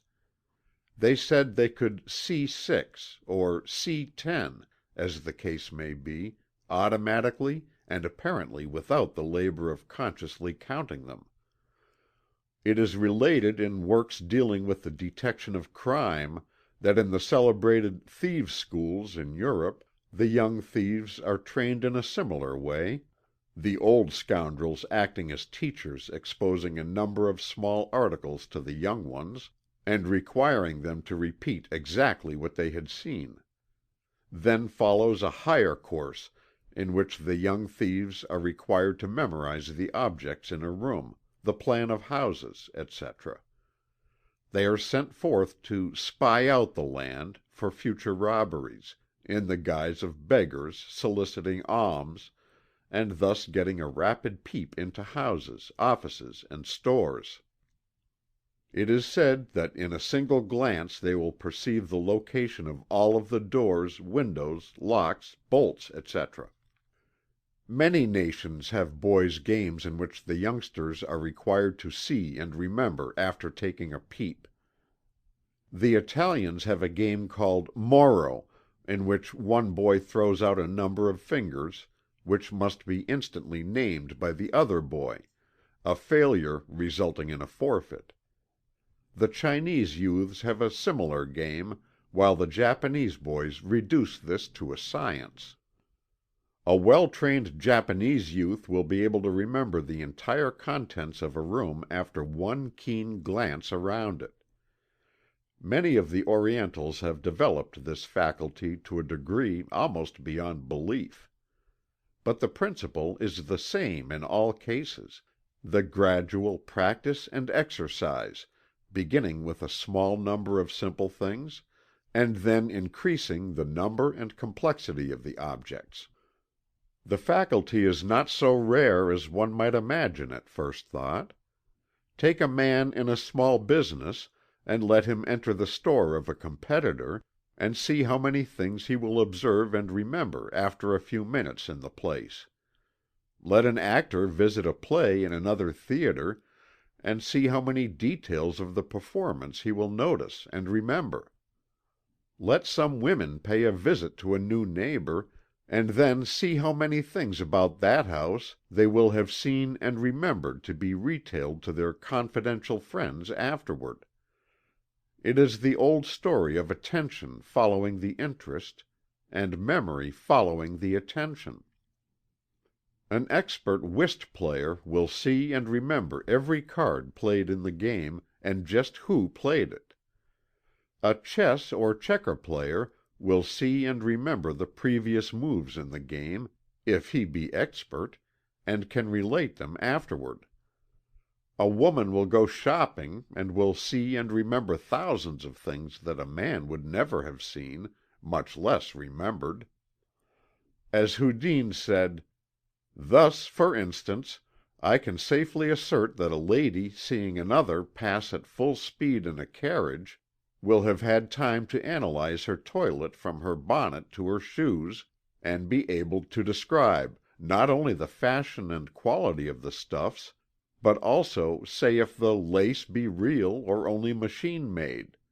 I have known ladies to do this." But remember this, for it is important. Whatever can be done in this direction by means of attention, inspired by interest, may be duplicated by attention directed by will.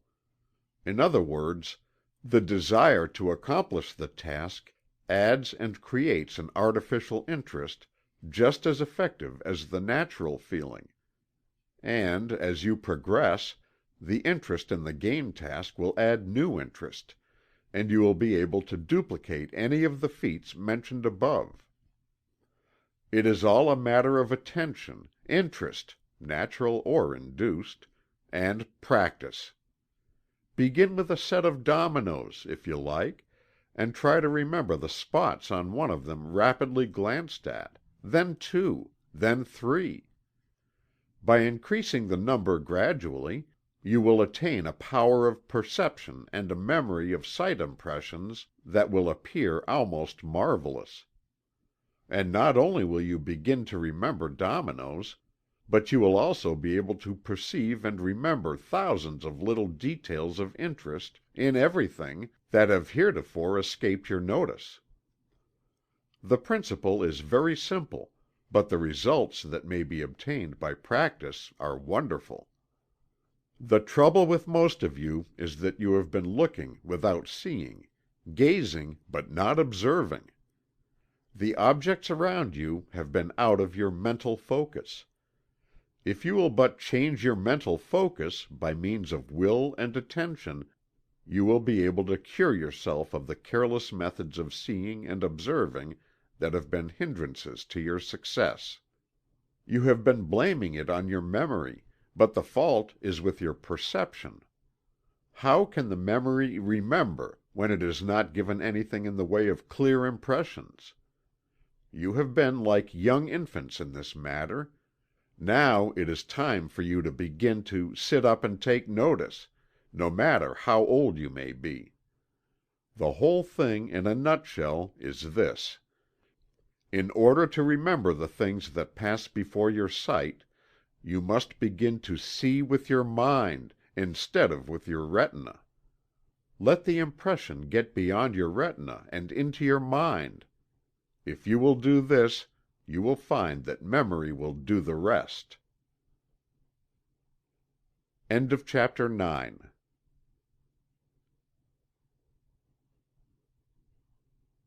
Chapter 10. Training the Ear. The sense of hearing is one of the highest of the senses or channels whereby we receive impressions from the outside world. In fact, it ranks almost as high as the sense of sight. In the senses of taste, touch, and smell, there is a direct contact between the sensitive recipient nerve substance and the particles of the object sensed, while in the sense of sight and the sense of hearing, the impression is received through the medium of waves in the ether, in the case of sight, or waves in the air, in the sense of hearing. Moreover, in taste, smell, and touch, the objects sensed are brought into direct contact with the terminal nerve apparatus, while in seeing and hearing, the nerves terminate in peculiar and delicate sacs, which contain a fluidic substance through which the impression is conveyed to the nerve proper. Loss of this fluidic substance destroys the faculty to receive impressions, and deafness or blindness ensues. As Foster says, waves of sound falling upon the auditory nerve itself produces no effect whatever. It is only when, by the medium of the endolymph, they are brought to bear on the delicate and peculiar epithelium cells which constitute the peripheral terminations of the nerve that sensations of sound arise. Just as it is true that it is the mind and not the eye that really sees, so it is true that it is the mind and not the ear that really hears. Many sounds reach the ear that are not registered by the mind. We pass along a crowded street, the waves of many sounds reaching the nerves of the ear, and yet the mind accepts the sounds of but few things, particularly when the novelty of the sounds has passed away. It is a matter of interest and attention in this case as well as in the case of hearing. As Halleck says, if we sit by an open window in the country on a summer day, we may have many stimuli knocking at the gate of attention, the ticking of a clock, the sound of the wind, the cackling of fowl, the quacking of ducks, the barking of dogs, the lowing of cows, the cries of children at play, the rustling of leaves, the songs of birds, the rumbling of wagons, etc.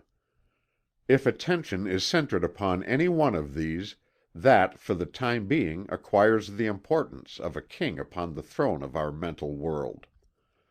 Many persons complain of not being able to remember sounds, or things reaching the mind through the sense of hearing, and attribute the trouble to some defect in the organs of hearing. But in so doing, they overlook the real cause of the trouble, for it is a scientific fact that many of such persons are found to have hearing apparatus perfectly developed and in the best working order, their trouble arising from a lack of training of the mental faculty of hearing. In other words, the trouble is in their mind instead of in the organs of hearing. To acquire the faculty of correct hearing, and correct memory of things heard, the mental faculty of hearing must be exercised, trained, and developed. Given a number of people whose hearing apparatus are equally perfect, we will find that some hear much better than others, and some hear certain things better than they do certain other things, and that there is a great difference in the grades and degrees of memory of things heard. As Kay says, "Great differences exist among individuals with regard to the acuteness of this sense (hearing), and some possess it in greater perfection in certain directions than in others. One whose hearing is good for sound in general may yet have but little ear for musical notes, and, on the other hand, one with a good ear for music may yet be deficient as regards hearing in general.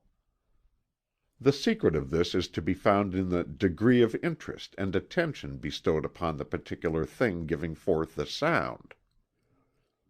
It is a fact that the mind will hear the faintest sounds from things in which is centered interest and attention, while at the same time ignoring things in which there is no interest and to which the attention is not turned. A sleeping mother will awaken at the slightest whimper from her babe, while the rumbling of a heavy wagon on the street, or even the discharge of a gun in the neighborhood, may not be noticed by her. An engineer will detect the slightest difference in the whir or hum of his engine, while failing to notice a very loud noise outside. A musician will note the slightest discord occurring in a concert in which there are a great number of instruments being played, and in which there is a great volume of sound reaching the ear, while other sounds may be unheard by him. The man who taps the wheels of your railroad car is able to detect the slightest difference in tone, and is thus informed that there is a crack or flaw in the wheel.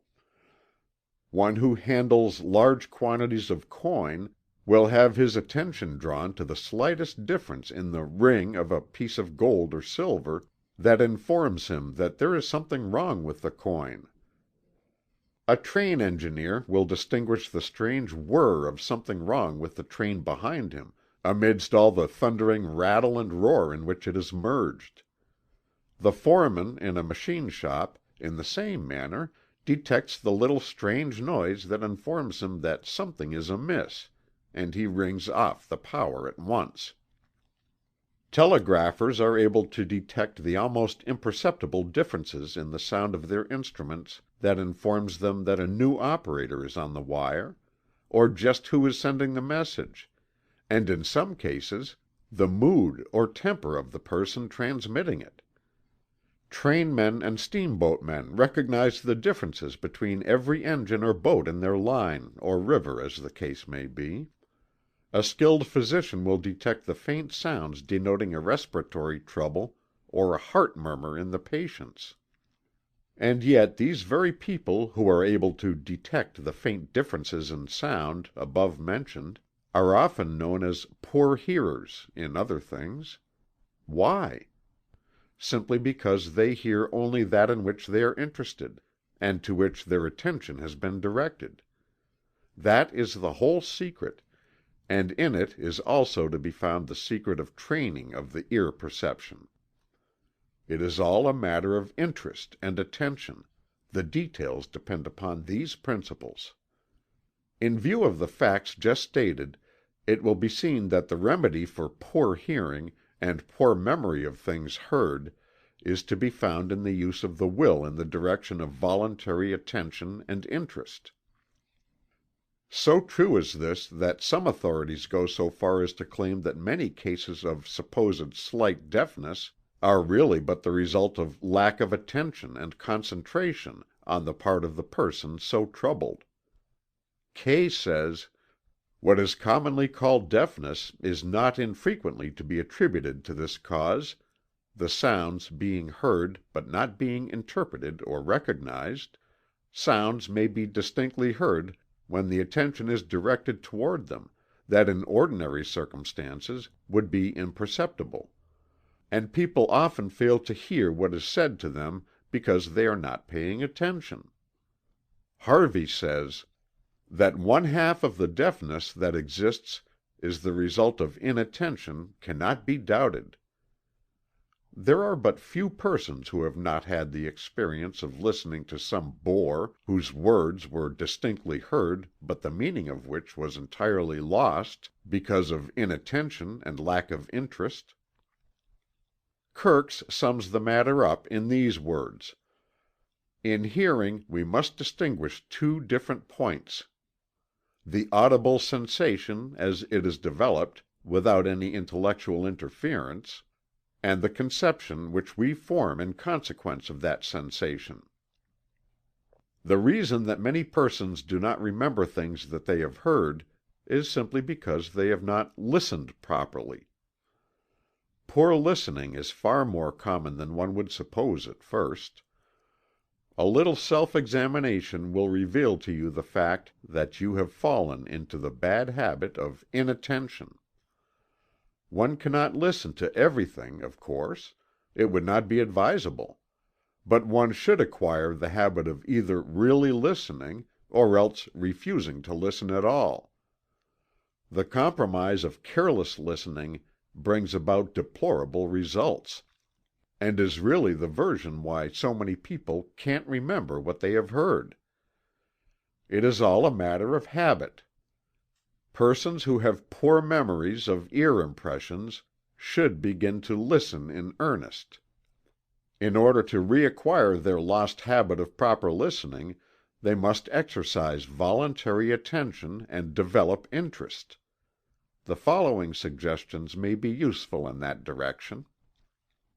Try to memorize words that are spoken to you in conversation, a few sentences, or even one at a time. You will find that the effort made to fasten the sentence on your memory will result in a concentration of the attention on the words of the speaker. Do the same thing when you are listening to a preacher, actor, or lecturer. Pick out the first sentence for memorizing, and make up your mind that your memory will be as wax to receive the impression and as steel to retain it. Listen to the stray scraps of conversation that come to your ears while walking on the street, and endeavor to memorize a sentence or two, as if you were to repeat it later in the day. Study the various tones, expressions, and inflections in the voices of persons speaking to you. You will find this most interesting and helpful. You will be surprised at the details that such analysis will reveal.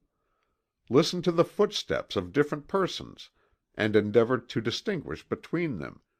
Each has its peculiarities. Get someone to read a line or two of poetry or prose to you, and then endeavor to remember it. A little practice of this kind will greatly develop the power of voluntary attention to sounds and spoken words. But above everything else, practice repeating the words and sounds that you have memorized, so far as possible. For by so doing you will get the mind into the habit of taking an interest in sound impressions. In this way you not only improve the sense of hearing, but also the faculty of remembering. If you will analyze and boil down the above remarks and directions, you will find that the gist of the whole matter is that one should actually use, employ, and exercise the mental faculty of hearing, actively and intelligently. Nature has a way of putting to sleep, or atrophying any faculty that is not used or exercised; and also of encouraging, developing, and strengthening any faculty that is properly employed and exercised. In this you have the secret. Use it. If you will listen well, you will hear well and remember well that which you have heard. End of chapter 10.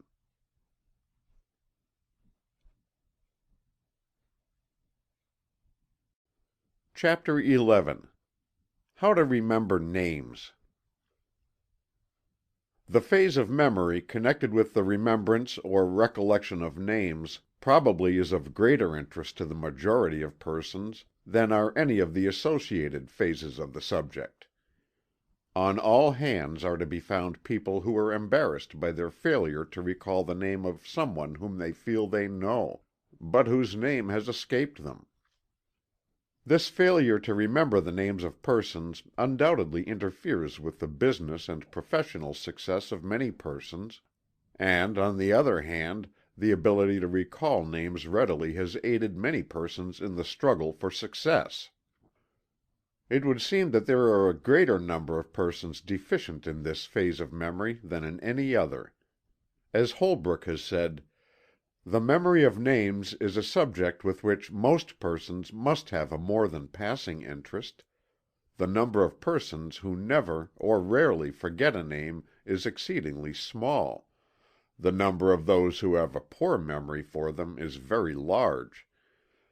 The reason for this is partly a defect of mental development and partly a matter of habit.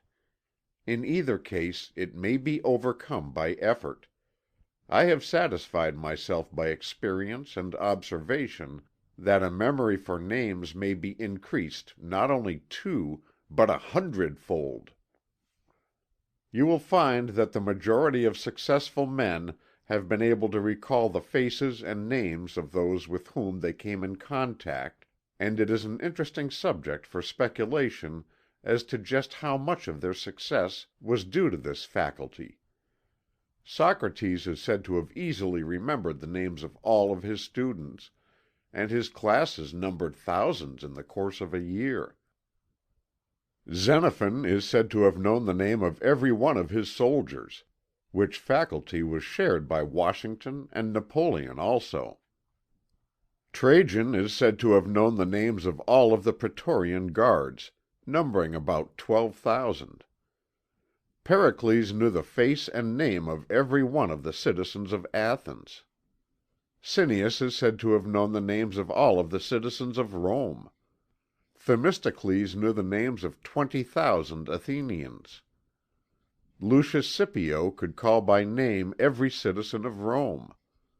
John Wesley could recall the names of thousands of persons whom he had met in his travels.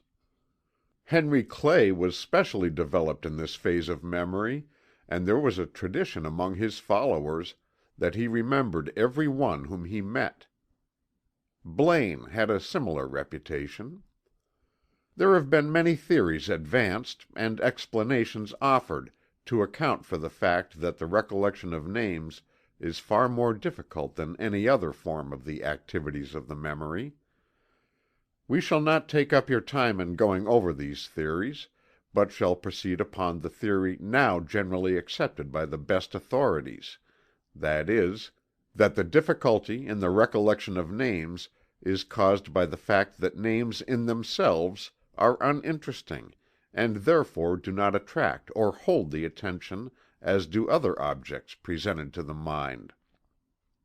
There is of course to be remembered the fact that sound impressions are apt to be more difficult of recollection than sight impressions, but the lack of interesting qualities in names is believed to be the principal obstacle and difficulty. Fuller says of this matter, "A proper noun or name, when considered independently of accidental features of coincidence with something that is familiar, doesn't mean anything. For this reason a mental picture of it is not easily formed, which accounts for the fact that the primitive, tedious way of rote or repetition is that ordinarily employed to impress a proper noun on the memory, while a common noun, being represented by some object having shape or appearance in the physical or mental perception, can thus be seen or imagined. In other words, a mental image of it can be formed and the name identified afterwards, through associating it with this mental image. We think that the case is fully stated in this quotation. But in spite of this difficulty, persons have and can greatly improve their memory of names. Many who were originally very deficient in this respect have not only improved the faculty far beyond its former condition, but have also developed exceptional ability in this special phase of memory, so that they became noted for their unfailing recollection of the names of those with whom they came in contact. Perhaps the best way to impress upon you the various methods that may be used for this purpose would be to relate to you the actual experience of a gentleman employed in a bank in one of the large cities of this country, who made a close study of the subject and developed himself far beyond the ordinary. Starting with a remarkably poor memory for names, he is now known to his associates as "the man who never forgets a name." This gentleman first took a number of courses in secret methods of developing the memory, but after thus spending much money he expressed his disgust with the whole idea of artificial memory training. He then started in to study the subject from the point of view of the new psychology, putting into effect all of the tested principles, and improving upon some of their details. We have had a number of conversations with this gentleman, and have found that his experience confirms many of our own ideas and theories, and the fact that he has demonstrated the correctness of the principles to such a remarkable degree renders his case one worthy of being stated in the direction of affording a guide and method for others who wish to develop their memory of names. The gentleman, who we shall call Mr. X, decided that the first thing for him to do was to develop his faculty of receiving clear and distinct sound impressions. In doing this, he followed the plan outlined by us in our chapter on Training the Ear. He persevered and practiced along these lines until his hearing became very acute. He made a study of voices until he could classify them and analyze their characteristics. Then he found that he could hear names in a manner before impossible to him. That is, instead of merely catching a vague sound of a name, he would hear it so clearly and distinctly that a firm registration would be obtained on the records of his memory. For the first time in his life, names began to mean something to him. He paid attention to every name he heard, just as he did to every note he handled. He would repeat a name to himself, after hearing it, and would thus strengthen the impression. If he came across an unusual name, he would write it down several times, at the first opportunity, thus obtaining the benefit of a double sense impression, adding eye impression or ear impression. All this, of course, aroused his interest in the subject of names in general, which led him to the next step in his progress. Mr. X then began to study names, their origin, their peculiarities, their differences, points of resemblances, etc. He made a hobby of names, and evinced all the joy of a collector when he was able to stick the pins of attention through the specimen of a new and unfamiliar species of name. He began to collect names, just as others collect beetles, stamps, coins, etc., and took quite a pride in his collection and in his knowledge of the subject. He read books on names from the libraries, giving their origin, etc. He had the Dickens delight in queer names, and would amuse his friends by relating the funny names he had seen on signs, and otherwise. He took a small city directory home with him, and would run over the pages in the evening, looking up new names, and classifying old ones into groups. He found that some names were derived from animals, and put these into a class by themselves: the lions, wolves, foxes, lambs, hares, etc. Others were put into color group: blacks, greens, whites, grays, blues, etc. Others belonged to the bird family: crows, hawks, birds, drakes, cranes, doves, jays, etc. Others belonged to trades: millers, smiths, coopers, maltsters, carpenters, bakers, painters, etc. Others were trees: chestnuts, oakleys, walnuts, cherries, pines, etc. Then there were hills and dales, fields and mountains, lanes and brooks. Some were strong, others were gay, others were savage, others noble, and so on. It would take a whole book to tell you what the man found out about names. He came near becoming a crank on the subject. But his hobby began to manifest excellent results, for his interest had been awakened to an unusual degree. And he was becoming very proficient in his recollection of names, for they now meant something to him. He easily recalled all the regular customers at his bank, quite a number, by the way, for the bank was a large one, and many occasional depositors were delighted to have themselves called by name by our friend. Occasionally he would meet with a name that balked him, in which case he would repeat it over to himself, and write it a number of times until he had mastered it. After that it never escaped him. Mr. X would always repeat a name when it was spoken, and would at the same time look intently at the person bearing it, thus seeming to fix the two together in his mind at the same time. When he wanted them they would be found in each other's company. He also acquired the habit of visualizing the name; that is, he would see its letters in his mind's eye, as a picture. This he regarded as a most important point, and we thoroughly agree with him.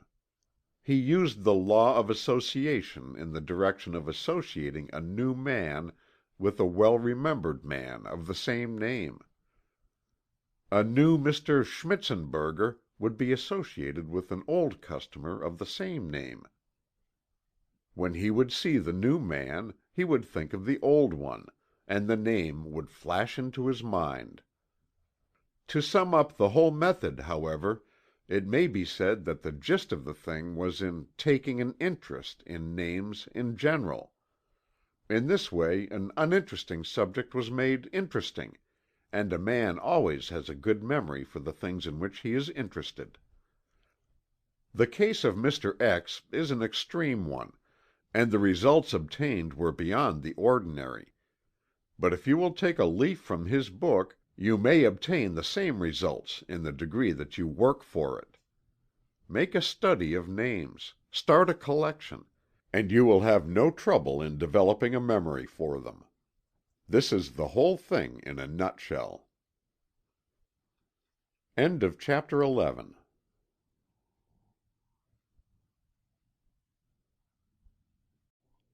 Chapter 12. How to Remember Faces. The memory of faces is closely connected with the memory of names, and yet the two are not always associated, for there are many people who easily remember faces and yet forget names, and vice versa. In some ways, however, the memory of faces is a necessary precedent for the recollection of the names of people. For unless we recall the face, we are unable to make the necessary association with the name of the person. We have given a number of instances of face memory in our chapter on name memory, in which are given instances of the wonderful memory of celebrated individuals who acquired a knowledge and memory of the thousands of citizens of a town, or city, or the soldiers of an army.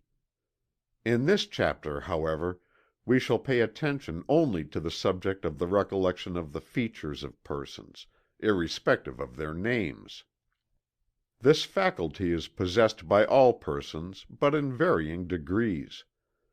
Those in whom it is well developed seem to recognize the faces of persons whom they have met years before, and to associate them with their circumstances in which they last met them, even where the name escapes the memory.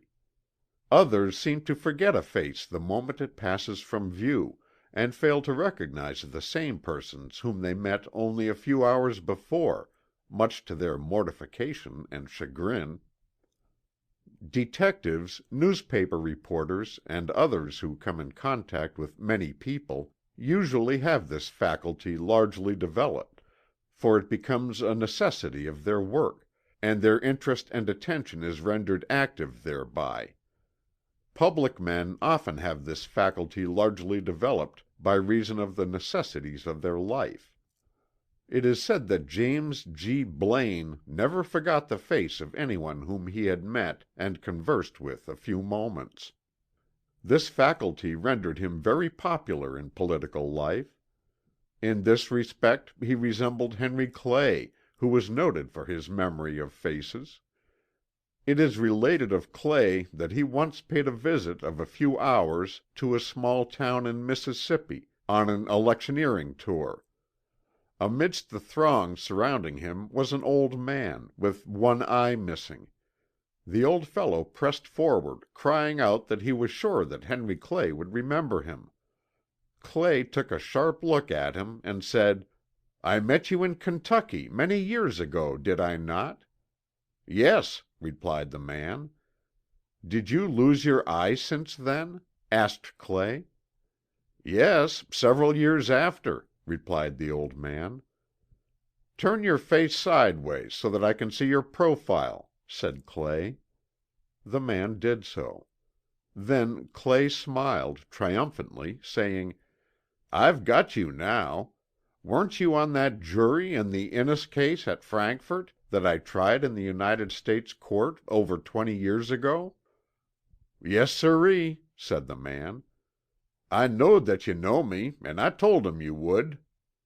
And the crowd gave a whoop, and Clay knew that he was safe in that town and county.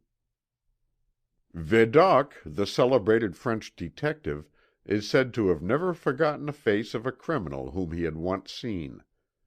A celebrated instance of this power on his part is that of the case of Delafranche, the forger who escaped from prison and dwelt in foreign lands for over 20 years. After that time he returned to Paris feeling secure from detection, having become bald, losing an eye, and having his nose badly mutilated. Moreover, he disguised himself and wore a beard, in order to still further evade detection. One day Vidocq met him on the street, and recognized him at once, his arrest and return to prison following. Instances of this kind could be multiplied indefinitely, but the student will have had a sufficient acquaintance with persons who possess this faculty developed to a large degree, so that further illustration is scarcely necessary. The way to develop this phase of memory is akin to that urged in the development of other phases, the cultivation of interest, and the bestowal of attention. Faces, as a whole, are not apt to prove interesting. It is only by analyzing and classifying them that the study begins to grow of interest to us. The study of a good elementary work on physiognomy is recommended to those wishing to develop the faculty of remembering faces, for in such a work the student is led to notice the different kinds of noses, ears, eyes, chins, foreheads, etc., such notice and recognition tending to induce an interest in the subject of features. A rudimentary course of study in drawing faces, particularly in profile, will also tend to make one "take notice," and will awaken interest. If you are required to draw a nose, particularly from memory, you will be apt to give it your interested attention. The matter of interest is vital. If you were shown a man and told that the next time you met and recognized him he would hand you over $500, you would be very apt to study his face carefully, and to recognize him later on, whereas the same man, if introduced casually as a Mr. Jones, would arouse no interest, and the chances of recognition would be slim. Halleck says, "Every time we enter a street car we see different types of people, and there is a great deal to be noticed about each type. Every human countenance shows its past history to one who knows how to look. Successful gamblers often become so expert in noticing the slightest change of an opponent's facial expression that they will estimate the strength of his hand by the involuntary signs which appear in the face and which are frequently checked the instant they appear. Of all classes, perhaps artists are more apt to form a clear-cut image of the features of persons whom they meet, particularly if they are portrait painters. There are instances of celebrated portrait painters who were able to execute a good portrait after having once carefully studied the face of the sitter, their memory enabling them to visualize the features at will. Some celebrated teachers of drawing have instructed their scholars to take a sharp, hasty glance at a nose, an eye, an ear, or chin, and then to so clearly visualize it that they could draw it perfectly. It is all a matter of interest, attention, and practice. Sir Francis Galton cites the instance of a French teacher who trained his pupils so thoroughly in this direction that after a few months' practice they had no difficulty in summoning images at will, in holding them steady, and in drawing them correctly. He says of the faculty of visualization thus used, "A faculty that is of importance in all technical and artistic occupations, that gives accuracy to our perceptions, and justice to our generalizations, is starved by lazy disuse, instead of being cultivated judiciously in such a way as will, on the whole, bring the best return. I believe that a serious study of the best means of developing and utilizing this faculty, without prejudice to the practice of abstract thought in symbols, is one of the many pressing desiderata in the yet unformed science of education." Fuller relates the method of a celebrated painter, which method has been since taught by many teachers of both drawing and memory.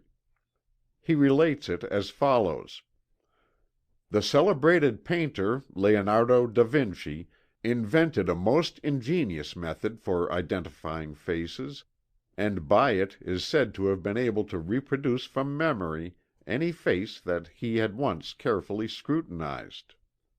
He drew all the possible forms of the nose, mouth, chin, eyes, ears, and forehead, numbered them 1, 2, 3, 4, etc., and committed them thoroughly to memory. Then, whenever he saw a face that he wished to draw or paint from memory, he noted in his mind that it was chin 4, eyes 2, nose 5, ears 6, or whatever the combinations might be, and by retaining the analysis in his memory he could reconstruct the face at any time." We could scarcely ask the student to attempt so complicated a system, and yet a modification of it would prove useful. That is, if you would begin to form a classification of several kinds of noses, say about 7, the well-known Roman, Jewish, Grecian giving you the general classes, in connection with straight, crooked, pug, and all the other varieties, you would soon recognize noses when you saw them. And the same with mouths, a few classes being found to cover the majority of cases. But of all the features, the eye is the most expressive, and the one most easily remembered, when clearly noticed. Detectives rely much upon the expression of the eye.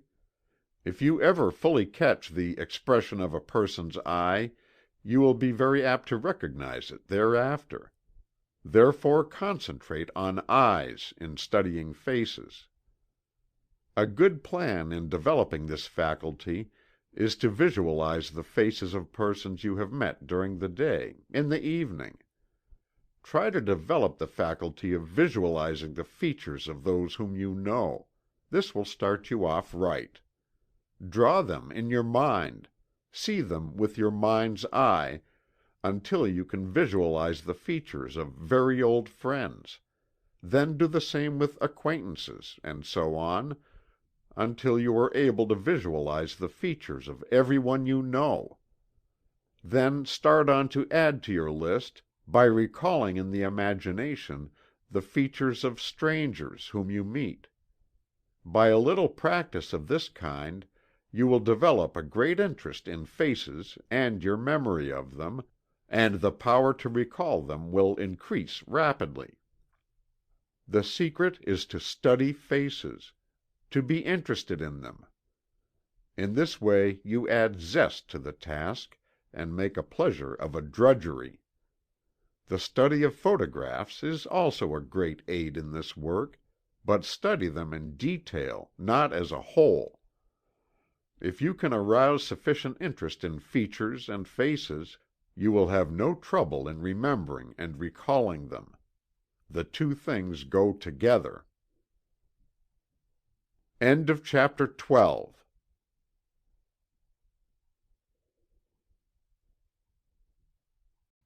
Chapter 13. How to Remember Places. There is a great difference in the various degrees of development of the sense of locality in different persons, but these differences may be traced directly to the degree of memory of that particular phase or faculty of the mind, which in turn depends upon the degree of attention, interest, and use which has been bestowed upon the faculty in question. The authorities on phrenology define the faculty of locality as follows: cognizance of place, recollection of the looks of places, roads, sceneries, and the location of objects, where on a page ideas are to be found, and position generally, the geographical faculty, the desire to see places, and have the ability to find them. Persons in whom this faculty is developed to the highest degree seem to have an almost intuitive idea of direction, place, and position. They never get lost or mixed up regarding direction or place. They remember the places they visit and their relation in space to each other. Their minds are like maps upon which are engraved the various roads, streets, and objects of sight in every direction. When these people think of China, Labrador, Terra del Fuego, Norway, Cape of Good Hope, Tibet, or any other place, they seem to think of it in this direction or that direction, rather than as a vague place situated in a vague direction. Their minds think north, south, east, or west, as the case may be when they consider a given place.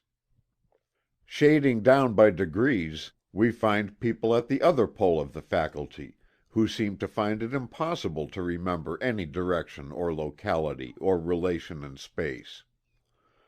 Such people are constantly losing themselves in their own towns, and fear to trust themselves in a strange place.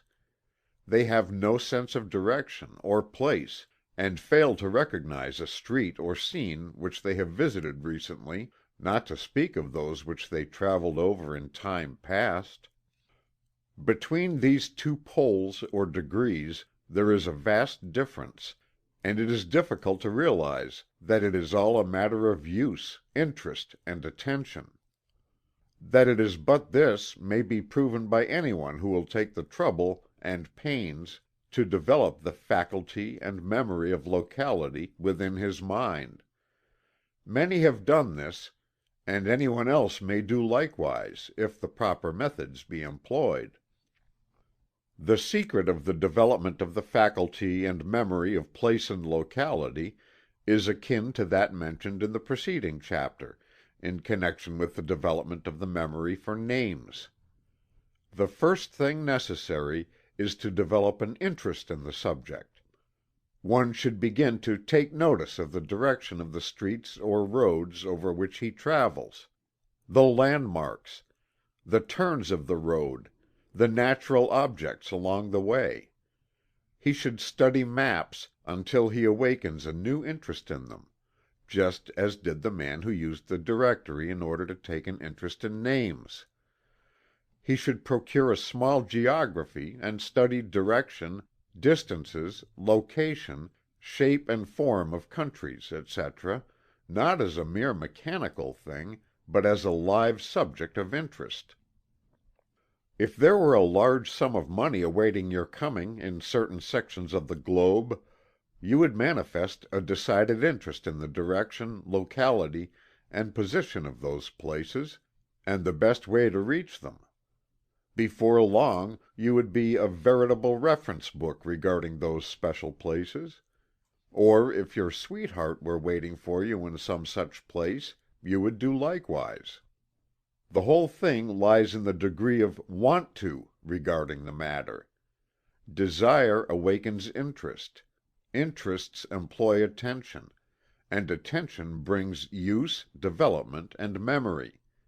Therefore you must first want to develop the faculty of locality, and want to hard enough. The rest is a mere matter of detail.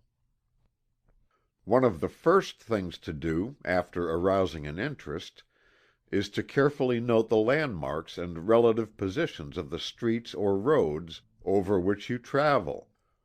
So many people travel along a new street or road in an absent-minded manner, taking no notice of the lay of the land as they proceed. This is fatal to place memory. You must take notice of the thoroughfares and the things along the way. Pause at the crossroads, or the street corners, and note the landmarks, and the general directions and relative positions, until they are finally imprinted on your mind. Begin to see how many things you can remember regarding even a little exercise walk, and when you have returned home, go over the trip in your mind, and see how much of the direction and how many of the landmarks you are able to remember. Take out your pencil, and endeavor to make a map of your route, giving the general directions, and noting the street names, and principal objects of interest. Fix the idea of north in your mind when starting, and keep your bearings by it during your whole trip, and in your map making. You'll be surprised how much interest you will soon develop in this map making. It will get to be quite a game, and you will experience pleasure in your increasing proficiency in it. When you go out for a walk, go in a roundabout way, taking as many turns and twists as possible, in order to exercise your faculty of locality and direction, but always note carefully direction and general course, so that you may reproduce it correctly on your map when you return. If you have a city map, compare it with your own little map, and also retrace your route, in imagination, on the map. With a city map or road map, you may get lots of amusement by retraveling the route of your little journeys. Always note the names of the various streets over which you travel, as well as those which you cross during your walk. Note them down upon your map, and you will find that you will develop a rapidly improving memory in this direction, because you have awakened interest and bestowed attention. Take a pride in your map making. If you have a companion, endeavor to beat each other at this game, both traveling over the same route together, and then seeing which one can remember the greatest number of details of the journey. Akin to this, and supplementary to it, is the plan of selecting a route to be traveled, on your city map, endeavoring to fix in your mind the general directions, names of streets, turns, return journey, etc., before you start. Begin by mapping out a short trip in this way, and then increase it every day. After mapping out a trip, lay aside your map and travel it in person. If you like, take along the map and puzzle out variations from time to time. Get the map habit in every possible variation and form, but do not depend upon the map exclusively, but instead endeavor to correlate the printed map with the mental map that you are building in your brain. If you are about to take a journey to a strange place, study your maps carefully before you go, and exercise your memory in reproducing them with a pencil. Then, as you travel along, compare places with your map, and you will find that you will take an entirely new interest in the trip. It will begin by meaning something to you. If about to visit a strange city, procure a map of it before starting, and begin by noting the cardinal points of the compass. Study the map, the directions of the principal streets and the relative positions of the principal points of interest, buildings, etc. In this way, you not only develop your memory of places, and render yourself proof against being lost, but you also provide a source of new and great interest in your visit. The above suggestions are capable of the greatest expansion and variation on the part of anyone who practices them. The whole thing depends upon the taking notice and using the attention, and those things in turn depend upon the taking of interest in the subject. If any one will wake up and take interest in the subject of locality and direction, he may develop himself along the lines of place memory to an almost incredible degree, in a comparatively short time at that. There is no other phase of memory that so quickly responds to use and exercise as this one. We have in mind a lady who was notoriously deficient in the memory of place, and was sure to lose herself a few blocks from her stopping place, wherever she might be. She seemed absolutely devoid of the sense of direction or locality, and often lost herself in the hotel corridors, notwithstanding the fact that she traveled all over the world with her husband for years. The trouble undoubtedly arose from the fact that she depended altogether upon her husband as a pilot, the couple being inseparable. Well, the husband died, and the lady lost her pilot. Instead of giving up in despair, she began to rise to the occasion. Having no pilot, she had to pilot herself. And she was forced to wake up and notice. She was compelled to travel for a couple of years in order to close up certain business matters of her husband's, for she was a good business woman in spite of her lack of development along this one line, and in order to get around safely, she was forced to take an interest in where she was going. Before the 2 years' travels were over she was as good a traveler as her husband had ever been, and was frequently called upon as a guide by others in whose company she chanced to be. She explained it by saying, "Why, I don't know just how I did it. I just had to, that's all. I just did it." Another example of a woman's "because," you see. What this good lady just did was accomplished by an instinctive following of the plan which we have suggested to you. She just had to use maps, and to take notice. That is the whole story.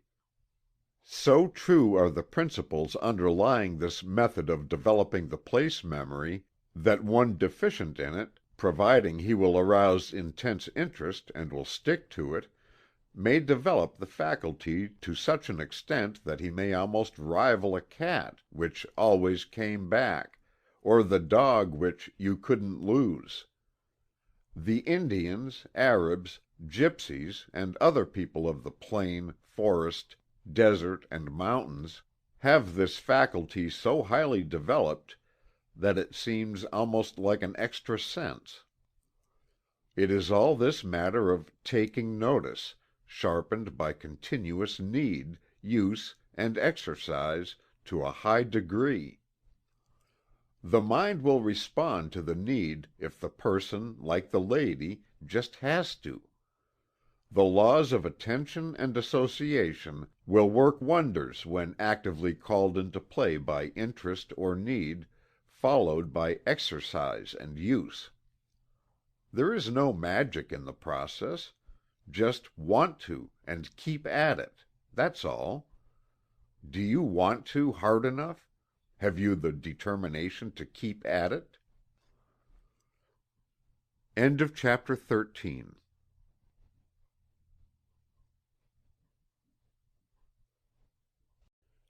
Chapter 14.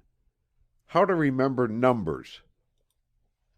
The faculty of number, that is, the faculty of knowing, recognizing, and remembering figures in the abstract and in their relation to each other, differs very materially among different individuals.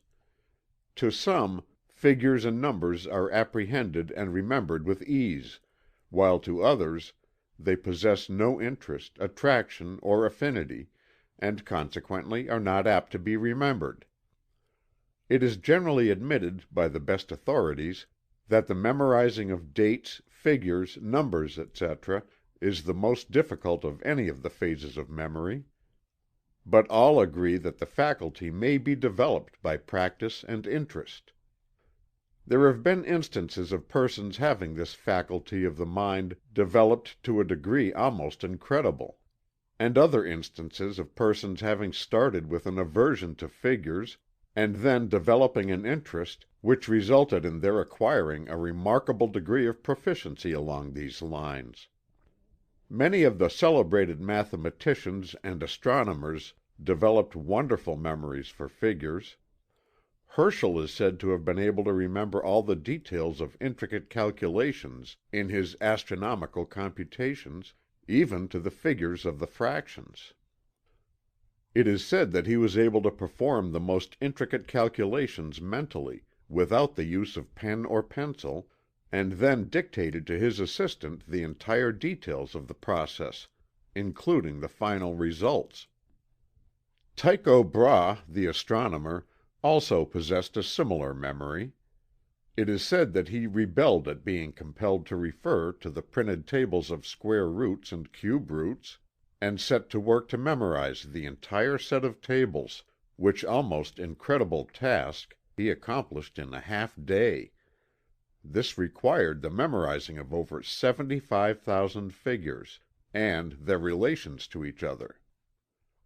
Euler the mathematician became blind in his old age, and being unable to refer to his tables, memorized them. It is said that he was able to repeat from recollection the first 6 powers of all the numbers from 1 to 100. Wallace the mathematician was a prodigy in this respect. He is reported to have been able to mentally extract the square root of a number to 40 decimal places, and on one occasion mentally extracted the cube root of a number consisting of 30 figures. Days is said to have mentally multiplied 2 numbers of 100 figures each. A youth named Mangiamele was able to perform the most remarkable feats in mental arithmetic. The reports show that upon a celebrated test before members of the French Academy of Sciences he was able to extract the cube root of 3,796,416 in 30 seconds, and the 10th root of 282,475,289 in 3 minutes. He also immediately solved the following question put to him by Arago: "What number has the following proportion, that if 5 times the number be subtracted from the cube plus 5 times the square of the number and 9 times the square of the number be subtracted from that result, the remainder will be 0. The answer 5 was given immediately, without putting down a figure on paper or board. It is related that a cashier of a Chicago bank was able to mentally restore the accounts of the bank, which had been destroyed in the Great Fire in that city, and his account, which was accepted by the bank and the depositors, was found to agree perfectly with the other memoranda in the case, the work performed by him being solely the work of his memory. Bidder was able to tell instantly the number of farthings in the sum of £868 42 shillings 121 pence. Buxton mentally calculated the number of cubical eighths of an inch there were in a quadrangular mass 23,145,789 yards long, 2,642,732 yards wide, and 54,965 yards in thickness. He also figured out mentally the dimensions of an irregular estate of about 1,000 acres, giving the contents in acres and perches, then reducing them to square inches, and then reducing them to square hairbreadths, estimating 2,304 to the square inch, 48 to each side. The mathematical prodigy, Zerah Colburn, was perhaps the most remarkable of any of these remarkable people. When a mere child, he began to develop the most amazing qualities of mind regarding figures. He was able to instantly make the mental calculation of the exact number of seconds or minutes there was in a given time. On one occasion he calculated the number of minutes and seconds contained in 48 years, the answer 25,228,800 minutes, and 1,513,728,000 seconds, being given almost instantaneously. He could instantly multiply any number of 1 to 3 figures by another number consisting of the same number of figures, the factors of any number consisting of 6 or 7 figures, the square and cube roots, and the prime numbers of any numbers given him. He mentally raised the number 8 progressively to its 16th power, the result being 281,474,976,710,656, and gave the square root of 106,929, which was 5. He mentally extracted the cube root of 268,336,125, and the squares of 244,999,755, and 1,224,998,755. In 5 seconds he calculated the cube root of 413,993,348,677. He found the factors of 4,294,967,297, which had previously been considered to be a prime number. He mentally calculated the square of 999,999, which is 999,998,000,001, and then multiplied that number by 49, and the product by the same number, and the whole by 25, the latter as extra measure. The great difficulty in remembering numbers, to the majority of persons, is the fact that numbers do not mean anything to them, that is, the numbers are thought of only in their abstract phase and nature, and are consequently far more difficult to remember than are the impressions received from the senses of sight or sound.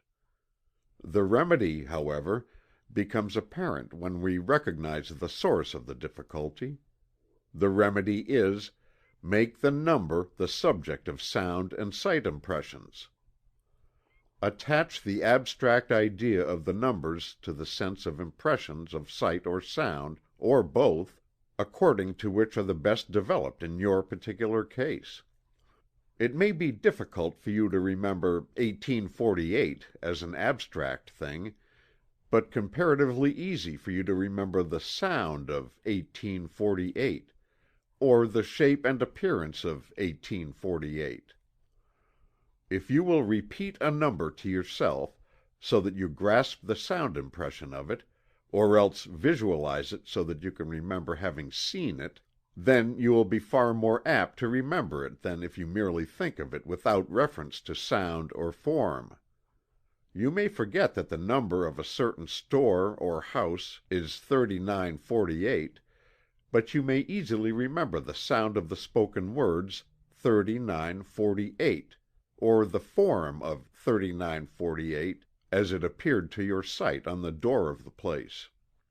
In the latter case, you associate the number with the door, and when you visualize the door, you visualize the number.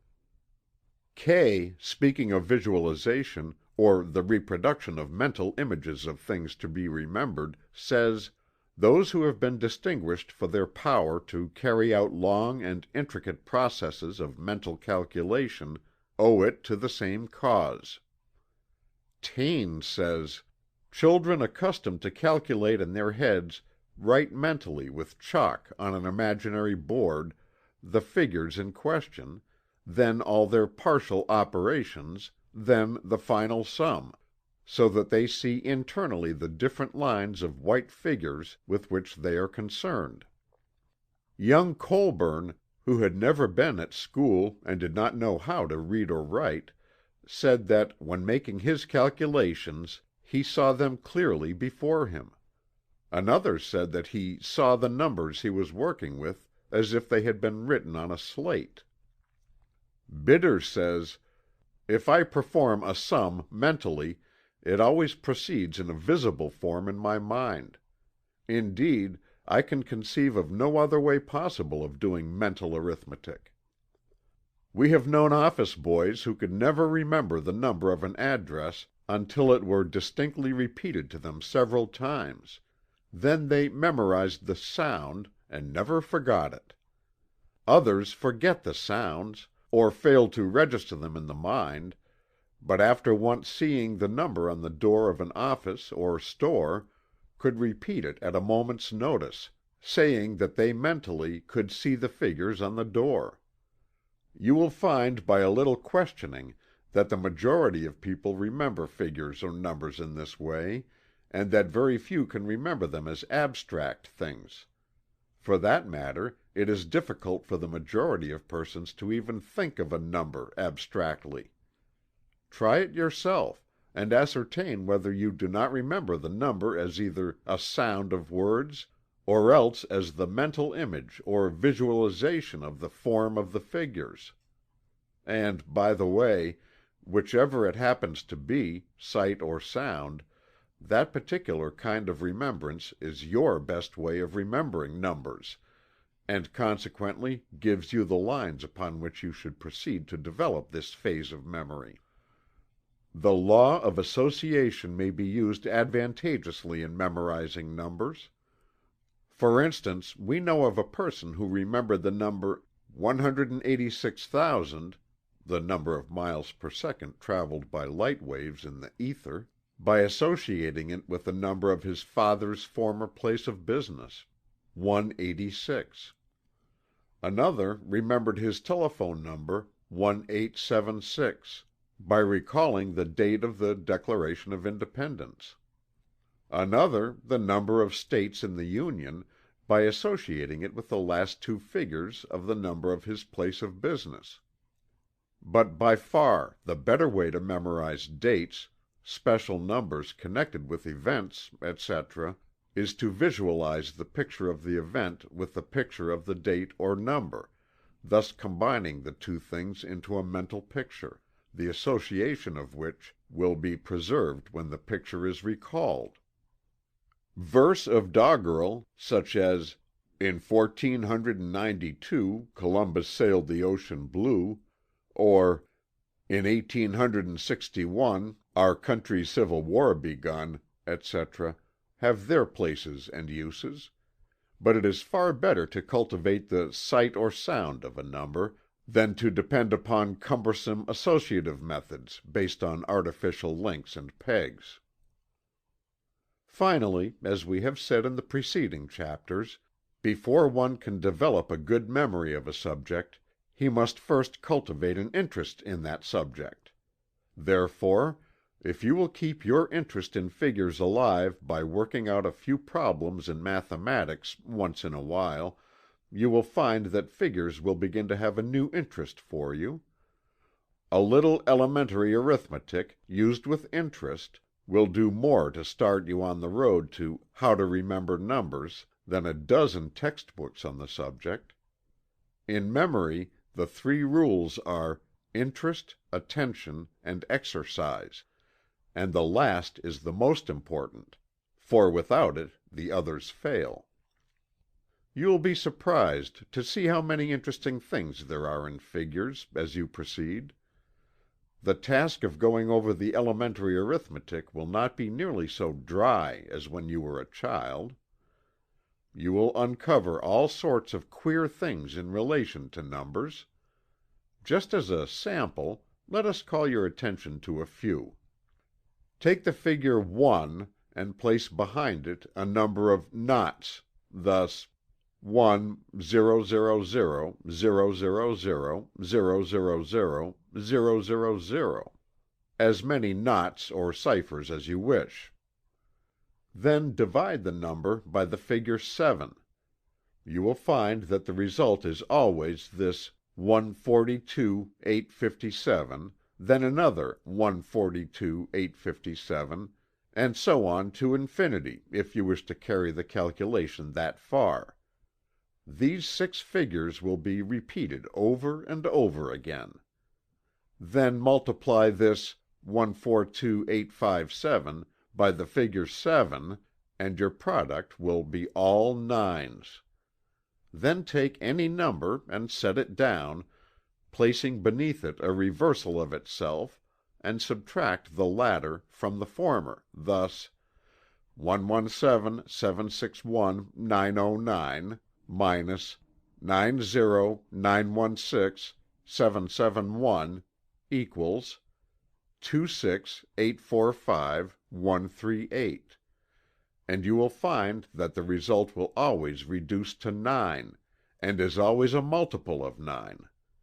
Take any number composed of 2 or more figures, and subtract from it the added sum of its separate figures, and the result is always a multiple of 9, thus 184 minus 1 plus 8 plus 4 equals 13 equals 171 divided by 9 equals 19.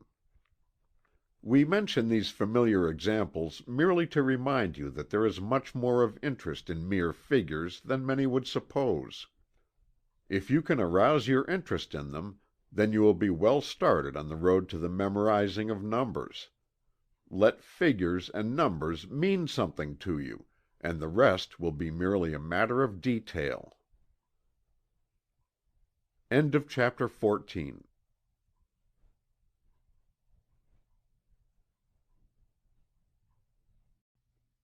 Chapter 15. How to Remember Music. Like all of the other faculties of the mind, that of music or tune is manifested in varying degrees by different individuals. To some, music seems to be almost instinctively grasped, while to others it is acquired only by great effort and much labor. To some, harmony is natural, and inharmony a matter of repulsion, while others fail to recognize the difference between the two, except in extreme cases. Some seem to be the very soul of music, while others have no conception of what the soul of music may be. Then there is manifested the different phases of the knowledge of music. Some play correctly by ear, but are clumsy and inefficient when it comes to playing by note. Others play very correctly in a mechanical manner, but fail to retain the memory of music which they have heard. It is indeed a good musician who combines within himself or herself both of the two last mentioned faculties, the ear perception of music and the ability to execute correctly from notes. There are many cases of record in which extraordinary powers of memory of music have been manifested. Fuller relates the following instances of this particular phase of memory. Carolan, the greatest of Irish bards, once met a noted musician and challenged him to a test of their respective musical abilities. The defi was accepted, and Carolan's rival played on his violin one of Vivaldi's most difficult concertos. On the conclusion of the performance, Carolan, who had never heard the piece before, took his harp and played the concerto through from beginning to end without making a single error. His rival thereupon yielded the palm, thoroughly satisfied of Carolan's superiority, as well he might be. Beethoven could retain in his memory any musical composition, however complex, that he had listened to, and could reproduce most of it. He could play from memory every one of the compositions in Bach's Well-Tempered Clavichord, there being 48 preludes and the same number of figures which in intricacy of movement and difficulty of execution are almost unexampled, as each of these compositions is written in the most abstruse style of counterpoint. Mozart, at 4 years of age, could remember note for note elaborate solos in concertos which he had heard. He could learn a minuet in half an hour, and even composed short pieces at that early age. At 6 he was able to compose without the aid of an instrument, and continued to advance rapidly in musical memory and knowledge. When 14 years old he went to Rome in Holy Week. At the Sistine Chapel was performed each day Allegri's Miserere, the score of which Mozart wished to obtain, but he learned that no copies were allowed to be made. He listened attentively to the performance, at the conclusion of which he wrote the whole score from memory without an error. Another time Mozart was engaged to contribute an original composition to be formed by a noted violinist and himself at Vienna before the Emperor Joseph. On arriving at the appointed place, Mozart discovered that he had forgotten to bring his part. Nothing dismayed, he placed a blank sheet of paper before him, and played his part through from memory without a mistake. When the opera of Don Giovanni was first performed, there was no time to copy the score for the harpsichord, but Mozart was equal to the occasion. He conducted the entire opera and played the harpsichord accompaniment to the songs and choruses without a note before him. There are many well-attested instances of Mendelssohn's remarkable musical memory. He once gave a grand concert in London, at which his overture to Midsummer Night's Dream was produced. There was only one copy of the full score, which was taken charge of by the organist of St. Paul's Cathedral, who unfortunately left it in a hackney coach. Whereupon Mendelssohn wrote out another score from memory, without an error. At another time, when about to direct a public performance of Bach's Passion Music, he found on mounting the conductor's platform that instead of the score of the work to be performed, that of another composition had been brought by mistake. Without hesitation, Mendelssohn successfully conducted this complicated work from memory, automatically turning over leaf after leaf of the score before him as the performance progressed, so that no feeling of uneasiness might enter the minds of the orchestra and singers. Gottschalk, it is said, could play from memory several thousand compositions, including many of the works of Bach. The noted conductor Viennese rarely has the score before him in conducting an opera, knowing every note of many operas from memory. It will be seen that two phases of memory must enter into the memory of music: the memory of tune and the memory of the notes. The memory of tune of course falls into the class of ear impressions, and what has been said regarding them is also applicable to this case. The memory of notes falls into the classification of eye impressions, and the rules of this class of memory applies in this case.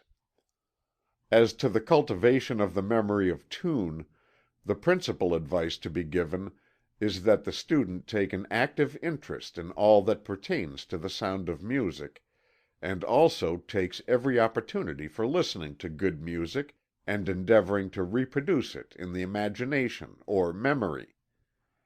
Endeavor to enter into the spirit of the music until it becomes a part of yourself. Rest not content with merely hearing it, but lend yourself to a feeling of its meaning. The more the music means to you, the more easily you will remember it. The plan followed by many students, particularly those of vocal music, is to have a few bars of a piece played over to them several times, until they are able to hum it correctly, then a few more are added, and then a few more, and so on.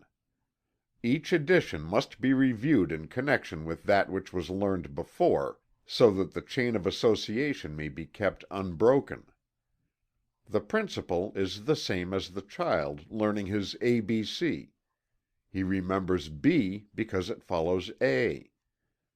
By this constant addition of just a little bit more, accompanied by frequent reviews, long and difficult pieces may be memorized.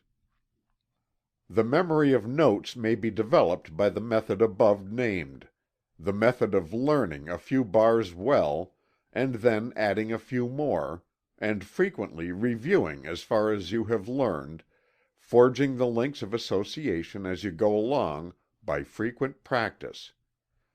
The method being entirely that of eye impression and subject to its rules, you must observe the idea of visualization, that is, learning each bar until you can see it in your mind's eye as you proceed. But in this, as in many other eye impressions, you will find that you will be greatly aided by your memory of the sound of the notes, in addition to their appearance. Try to associate the two as much as possible, so that when you see a note you will hear the sound of it, and when you hear a note sounded, you will see it as it appears on the score. This combining of the impressions of both sight and sound will give you the benefit of the double sense impression, which results in doubling your memory efficiency. In addition to visualizing the notes themselves, the student should add the appearance of the various symbols denoting the key, the time, the movement, expression, etc., so that he may hum the air from the visualized notes with expression and with correct interpretation. Changes of key, time, or movement should be carefully noted in the memorization of the notes. Memorize the feeling of that particular portion of the score, that you may not only see and hear it, but also feel that which you are recalling. We would advise the student to practice memorizing simple songs at first, for various reasons. One of these reasons is that these songs lend themselves readily to memorizing, and the chain of easy association is usually maintained throughout. In this phase of memory, as in all others, we add the advice to take interest, bestow attention, and practice and exercise as often as possible. You may have tired of these words, but they constitute the main principles of the development of a retentive memory. Things must be impressed upon the memory before they may be recalled. This should be remembered in every consideration of the subject. End of chapter 15.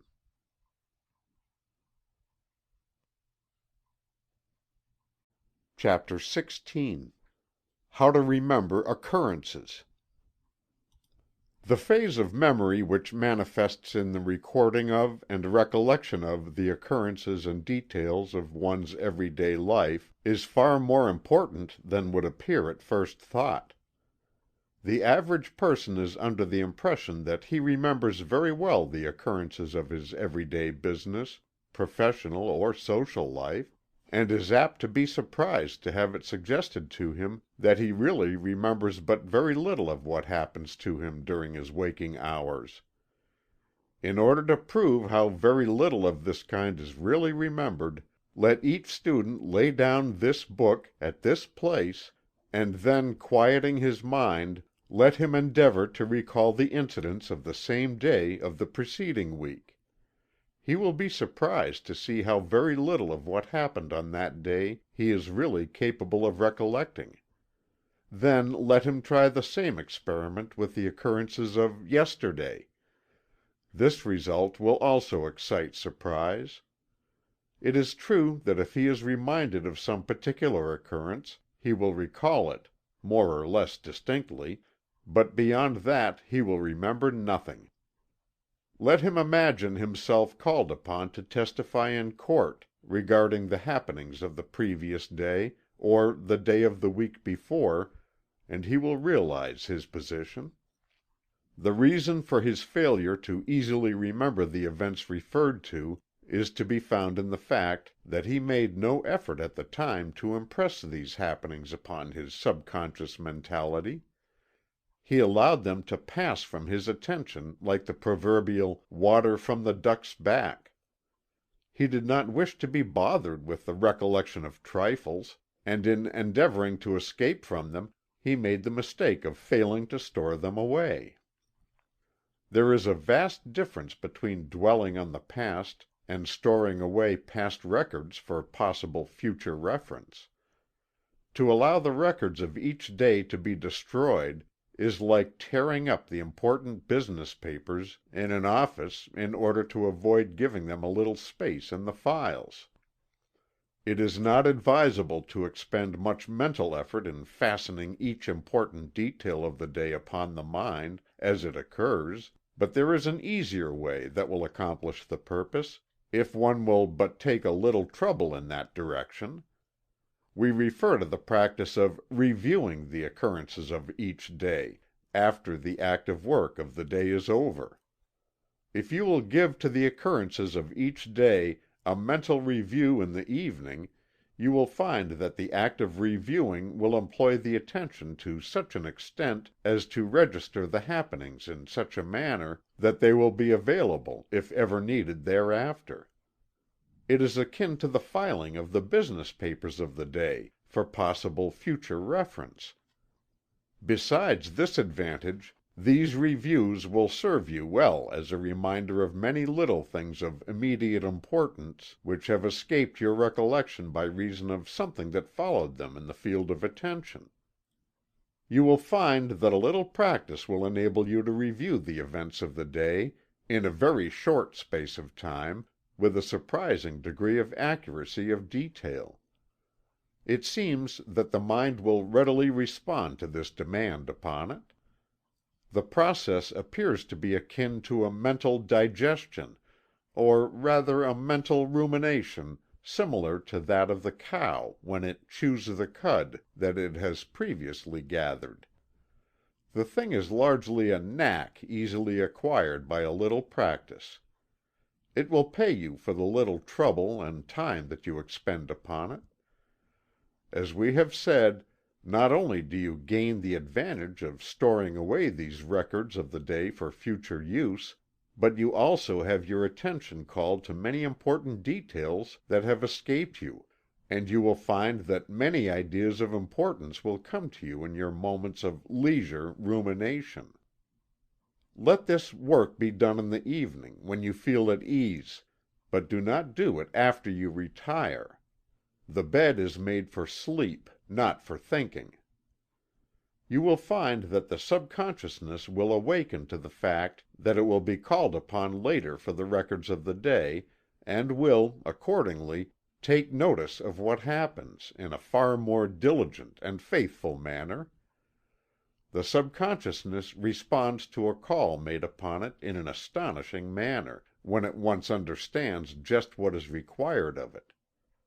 You will see that much of the virtue of the plan recommended consists in the fact that in the review there is an employment of the attention in a manner impossible during the haste and rush of the day's work.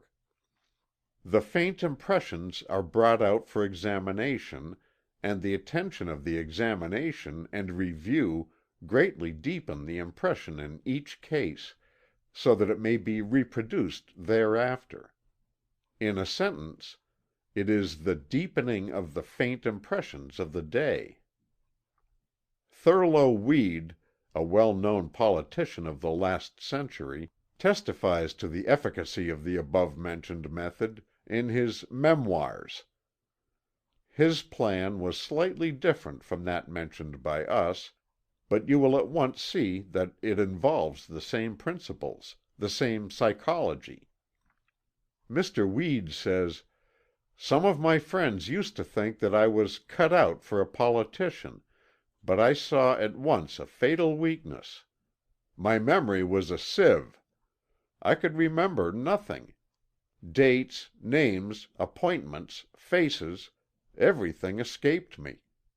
I said to my wife, 'Catherine, I shall never make a successful politician, for I cannot remember, and that is a prime necessity of politicians. A politician who sees a man once should remember him forever.' My wife told me that I must train my memory. So when I came home that night, I sat down alone and spent 15 minutes trying silently to recall with accuracy the principal events of the day. I could remember but little at first. Now I remember that I could not then recall what I had for breakfast. After a few days' practice, I found I could recall more. Events came back to me more minutely, more accurately, and more vividly than at first. After a fortnight or so of this, Catherine said, 'Why don't you relate to me the events of the day, instead of recalling them to yourself? It would be interesting, and my interest in it would be a stimulus to you.' Having great respect for my wife's opinion, I began a habit of oral confession, as it were, which was continued for almost 50 years. Every night, the last thing before retiring, I told her everything I could remember that had happened to me, or about me, during the day. I generally recalled the very dishes I had for breakfast, dinner, and tea, the people I had seen, and what they had said, the editorials I had written for my paper, giving her a brief abstract of them. I mentioned all the letters I had seen and received, and the very language used, as nearly as possible. When I had walked or ridden, I told her everything that had come within my observation. I found that I could say my lesson better and better every year, and instead of the practice growing irksome, it became a pleasure to go over again the events of the day. I am indebted to this discipline for a memory of unusual tenacity, and I recommend the practice to all who wish to store up facts, or expect to have much to do with influencing men.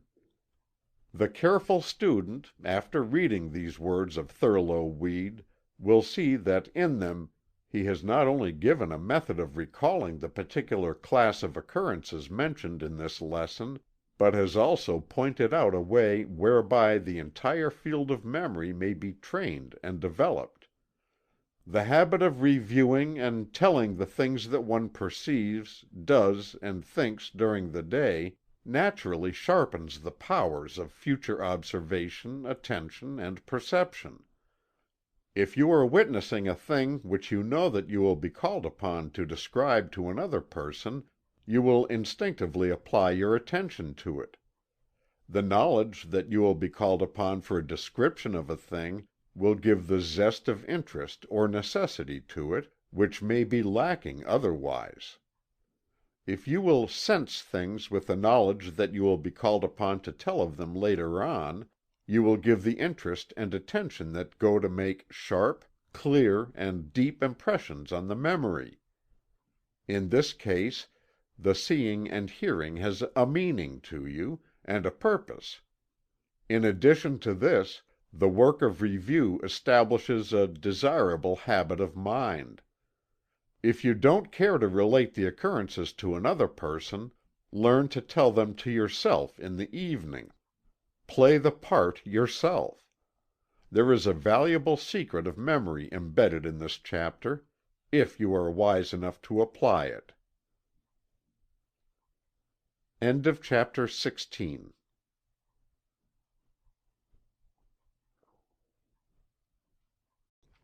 Chapter 17. How to Remember Facts. In speaking of this phase of memory, we use the word "fact" in the sense of an ascertained item of knowledge, rather than in the sense of a happening, etc. In this sense, the memory of facts is the ability to store away and recollect items of knowledge bearing upon some particular thing under consideration. If we are considering the subject of "horse," the facts that we wish to remember are the various items of information and knowledge regarding the horse that we have acquired during our experience; facts that we have seen, heard, or read regarding the animal in question, and to that which concerns it. We are continually acquiring items of information regarding all kinds of subjects, and yet when we wish to collect them we often find the task rather difficult, even though the original impressions were quite clear. The difficulty is largely due to the fact that the various facts are associated in our minds only by contiguity in time or place, or both, the associations of relation being lacking. In other words, we have not properly classified and indexed our bits of information, and do not know where to begin to search for them. It is like the confusion of the business man who kept all his papers in a barrel, without index or order. He knew that they were all there, but he had hard work to find any one of them when it was required. Or we are like the compositor whose type has become pied, and then thrown into a big box. When he attempts to set up a book page, he will find it very difficult, if not impossible, whereas if each letter were in its proper box, he would set up the page in a short time. This matter of association by relation is one of the most important things in the whole subject of thought, and the degree of correct and efficient thinking depends materially upon it. It does not suffice us to merely know a thing; we must know where to find it when we want it. As old Judge Sharswood of Pennsylvania once said, "It is not so much to know the law as to know where to find it." Kay says, "Over the associations formed by contiguity in time or space we have but little control. They are in a manner accidental, depending upon the order in which the objects present themselves to the mind. On the other hand, association by similarity is largely put in our own power, for we, in a measure, select those objects that are to be associated, and bring them together in the mind. We must be careful, however, only to associate together such things as we wish to be associated together, and to recall each other, and the associations we form should be based on fundamental and essential, and not upon mere superficial or casual resemblances. When things are associated by their accidental, and not by their essential qualities, by their superficial and not by their fundamental relations, they will not be available when wanted, and will be of little real use. When we associate what is new with what most nearly resembles it in the mind already, we give it its proper place in our fabric of thought.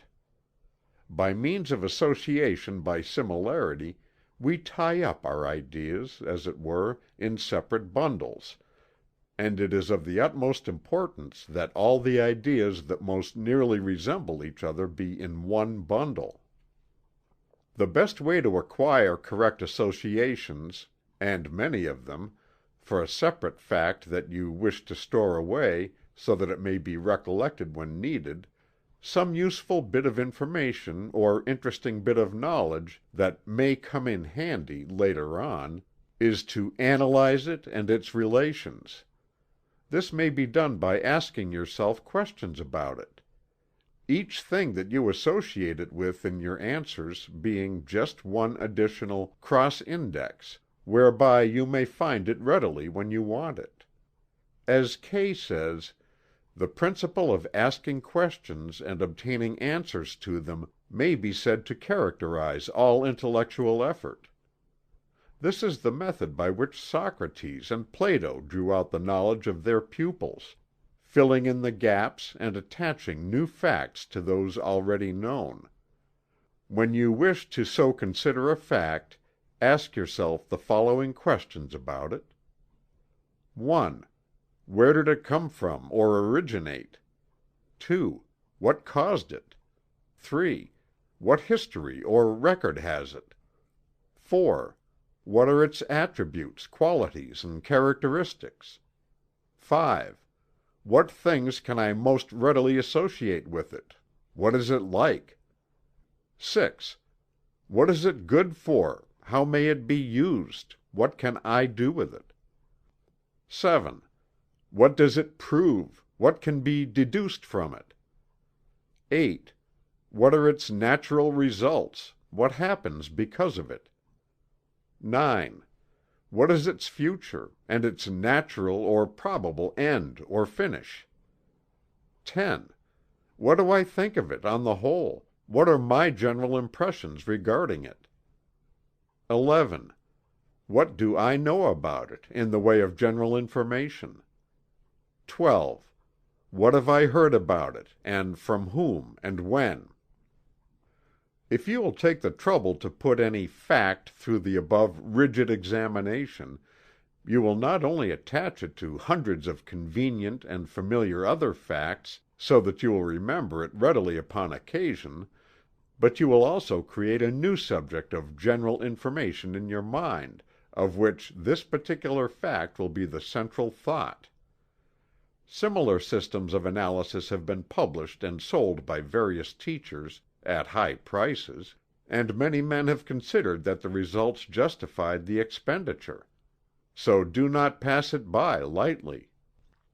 The more other facts that you manage to associate with any one fact, the more pegs will you have to hang your facts upon, the more loose ends will you have whereby to pull that fact into the field of consciousness, the more cross-indexes will you have whereby you may run down the fact when you need it. The more associations you attach to a fact, the more meaning does that fact have for you, and the more interest will be created regarding it in your mind. Moreover, by so doing, you make very probable the automatic or involuntary recollection of that fact, when you are thinking of some of its associated subjects. That is, it will come into your mind naturally in connection with something else, in a "that reminds me" fashion. And the oftener that you are involuntarily reminded of it, the clearer and deeper does its impression become on the records of your memory. The oftener you use a fact, the easier does it become to recall it when needed. The favorite pen of a man is always at his hand in a remembered position, while the less used eraser or similar thing has to be searched for, often without success. And the more associations that you bestow upon a fact, the oftener it is likely to be used.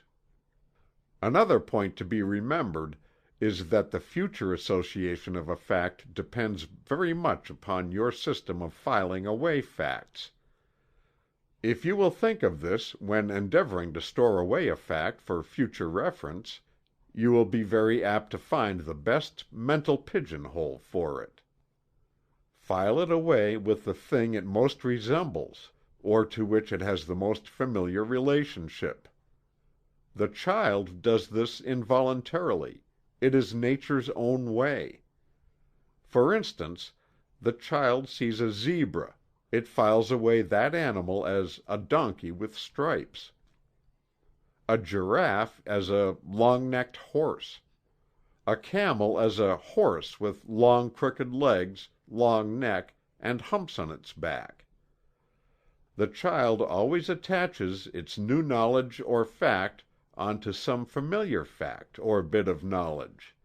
Sometimes the result is startling, but the child remembers by means of it nevertheless. The grown-up children will do well to build similar connecting links of memory. Attach the new things to some old familiar thing. It is easy when you once have the knack of it. The table of questions given a little farther back will bring to mind many connecting links. Use them. If you need any proof of the importance of association by relation and of the laws governing its action, you have but to recall the ordinary train of thought, or train of images in the mind, of which we become conscious when we are day-dreaming, or indulging in reverie, or even in general thought regarding any subject. You will see that every mental image or idea or recollection is associated with and connected to the preceding thought and the one following it. It is a chain that is endless, until something breaks into the subject from outside. A fact flashes into your mind, apparently from space and without any reference to anything else. In such cases, you will find that it occurs either because you had previously set your subconscious mentality at work upon some problem, or bit of recollection, and the flash was the belated and delayed result; or else that the fact came into your mind because of its association with some other fact, which in turn came from a precedent one, and so on.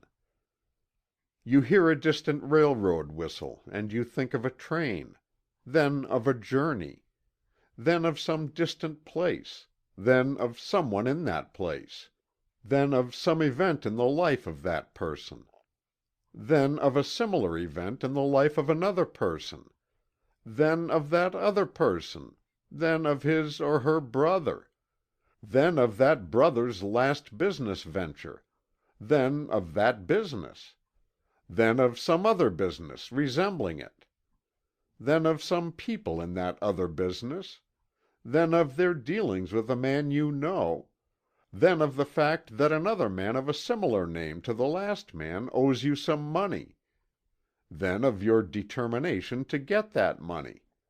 Then you make a memorandum to place the claim in the hands of a lawyer to see whether it cannot be collected now, although the man was execution proof last year. From distant locomotive whistle to the possible collection of the account. And yet, the links forgotten, the man will say that he just happened to think of the debtor, or that it somehow flashed right into my mind, etc. But it was nothing but the law of association, that's all. Moreover, you will now find that whenever you hear mentioned the term association of mental ideas, etc., you will remember the above illustration, or part of it. We have forged a new link in the chain of association for you, and years from now it will appear in your thoughts. End of chapter 17.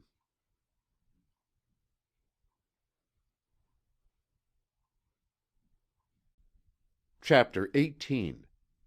How to remember words, etc.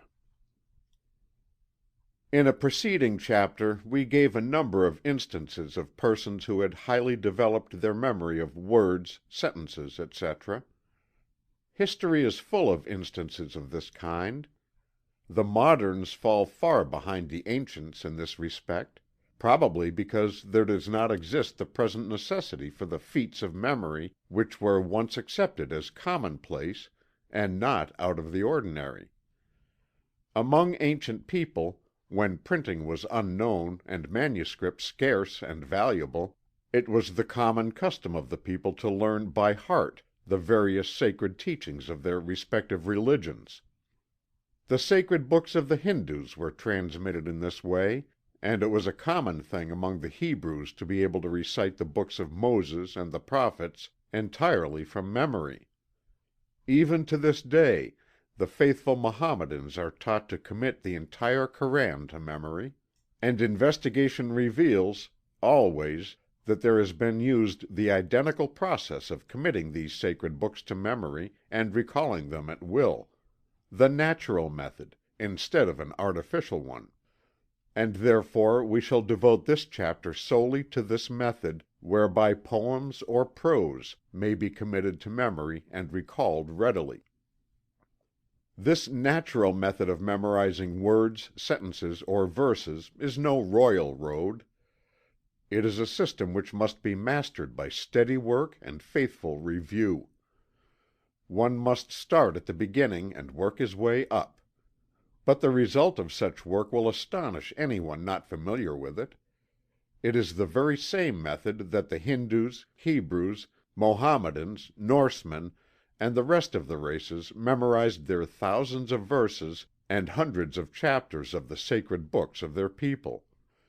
It is the method of the successful actor, and the popular elocutionist, not to mention those speakers who carefully commit to memory their impromptu addresses and extemporaneous speeches. This natural system of memorizing is based upon the principle which has already been alluded to in this book, and by which every child learns its alphabet and its multiplication table, as well as the little piece that it recites for the entertainment of its fond parents and the bored friends of the family.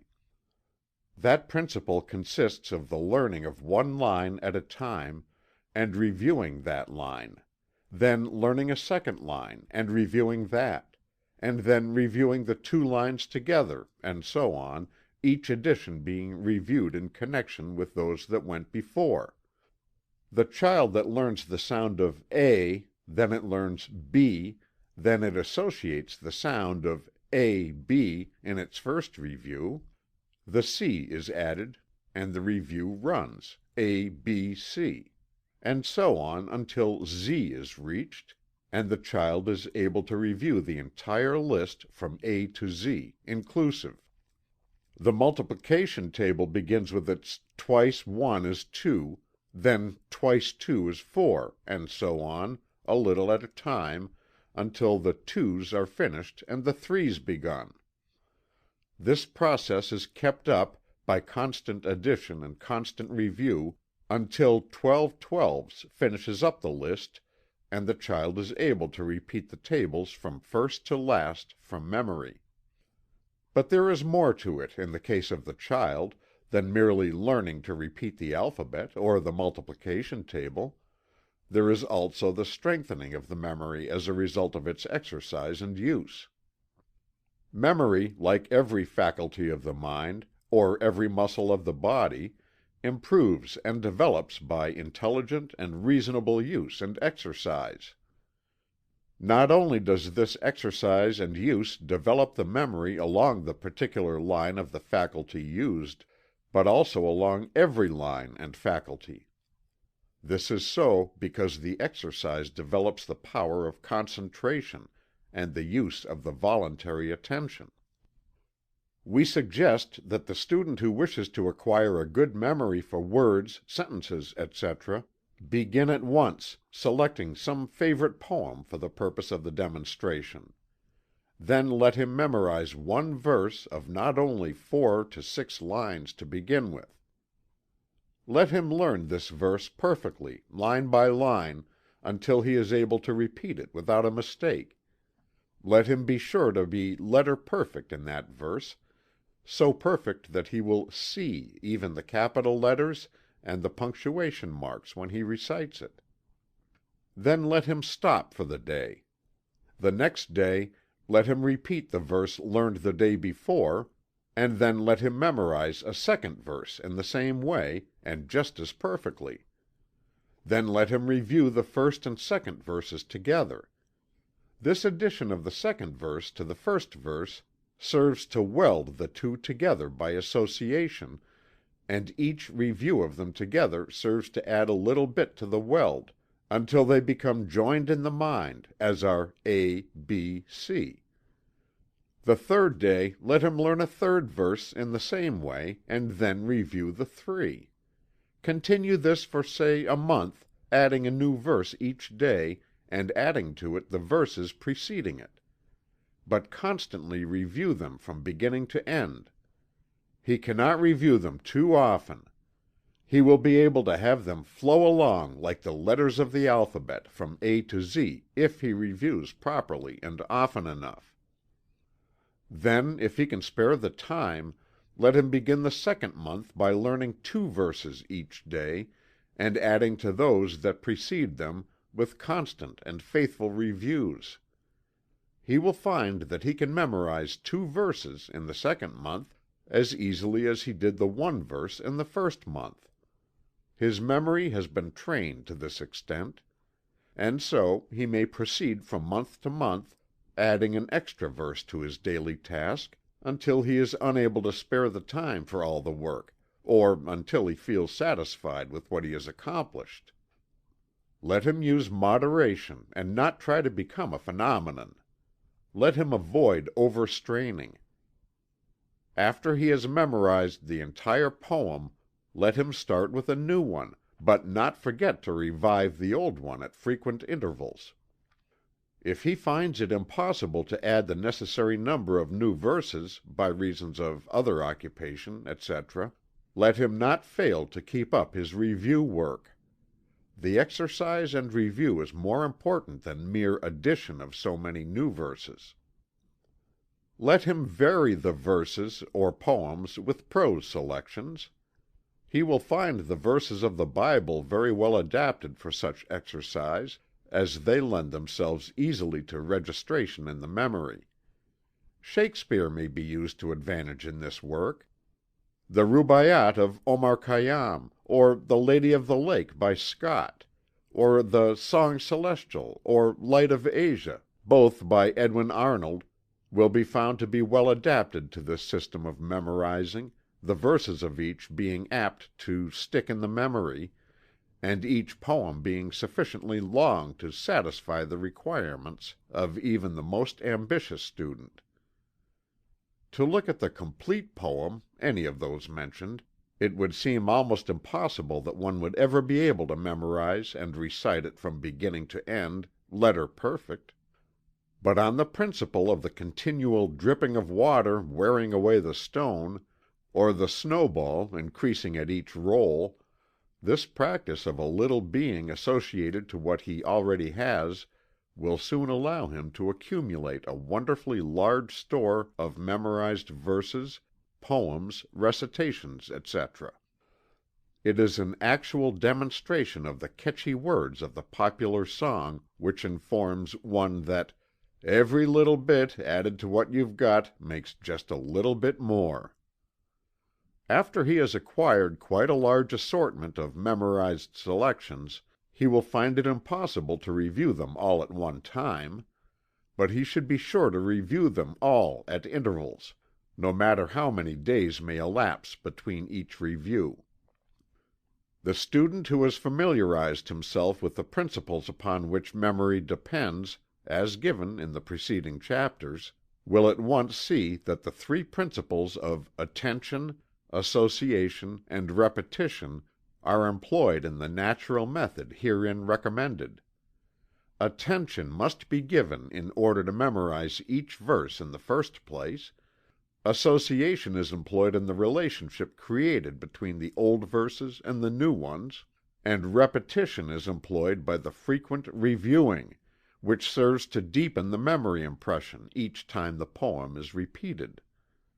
Moreover, the principle of interest is invoked in the gradual progress made, and the accomplishment of what at first seemed to be an impossible task, the game element is thus supplied, which serves as an incentive. These combined principles render this method an ideal one, and it is not to be wondered that the race has so recognized it from the earliest times. End of chapter 18.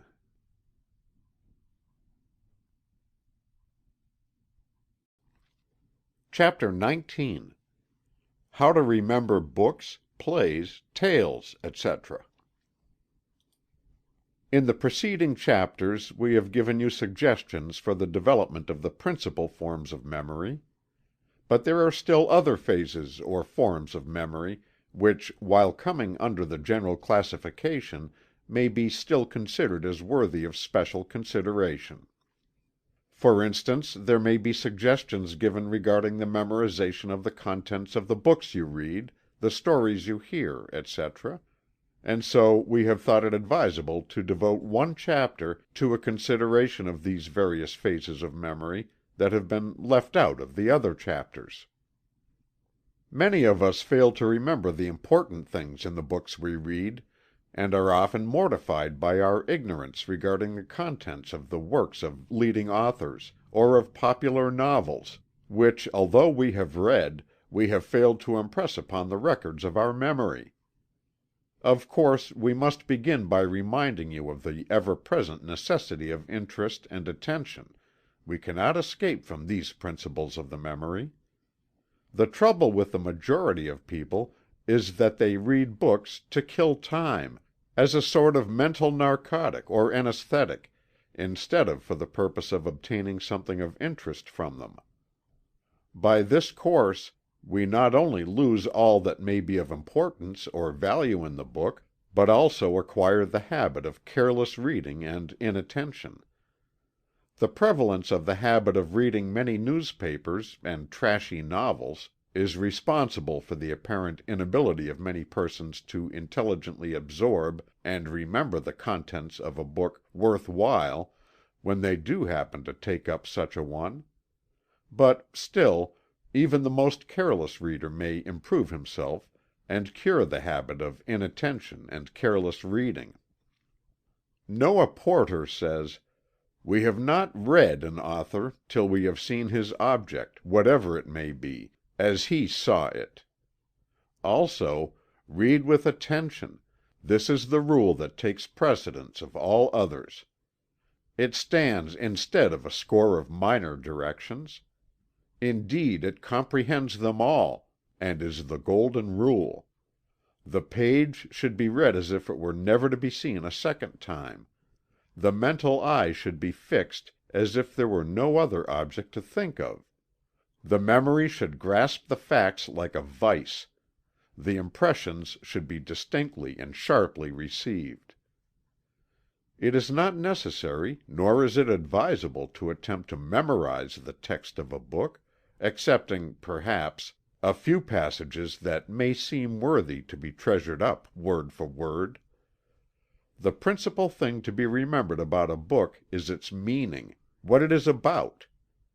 Then may follow the general outline and the details of the story, essay, treatise, or whatever it may be. The question that should be asked oneself, after the book is completed, or after the completion of some particular part of the book, is, what was the writer's idea? What did he wish to say? Get the idea of the writer. By taking this mental attitude, you practically place yourself in the place of the writer, and thus take part in the idea of the book. You thus view it from the inside rather than from the outside. You place yourself at the center of the thing, instead of upon its circumference. If the book be a history, biography, autobiography, narrative, or story of fact or fiction, you will find it of value to visualize its occurrences as the story unfolds. That is, endeavor to form at least a faint mental picture of the events related, so that you can see them in your mind's eye, or imagination. Use your imagination in connection with the mechanical reading. In this way you build up a series of mental pictures which will be impressed upon your mind, and which will be remembered just as are the scenes of a play that you have witnessed, or an actual event that you have seen, only less distinct, of course. Particularly you should endeavor to form a clear mental picture of each character, until each one is endowed with at least a semblance of reality to you. By doing this, you will impart a naturalness to the events of the story, and you will obtain a new pleasure from your reading. Of course, this plan will make you read more slowly, and many trashy tales will cease to interest you, for they do not contain the real elements of interest, but this is no loss, but is a decided gain for you.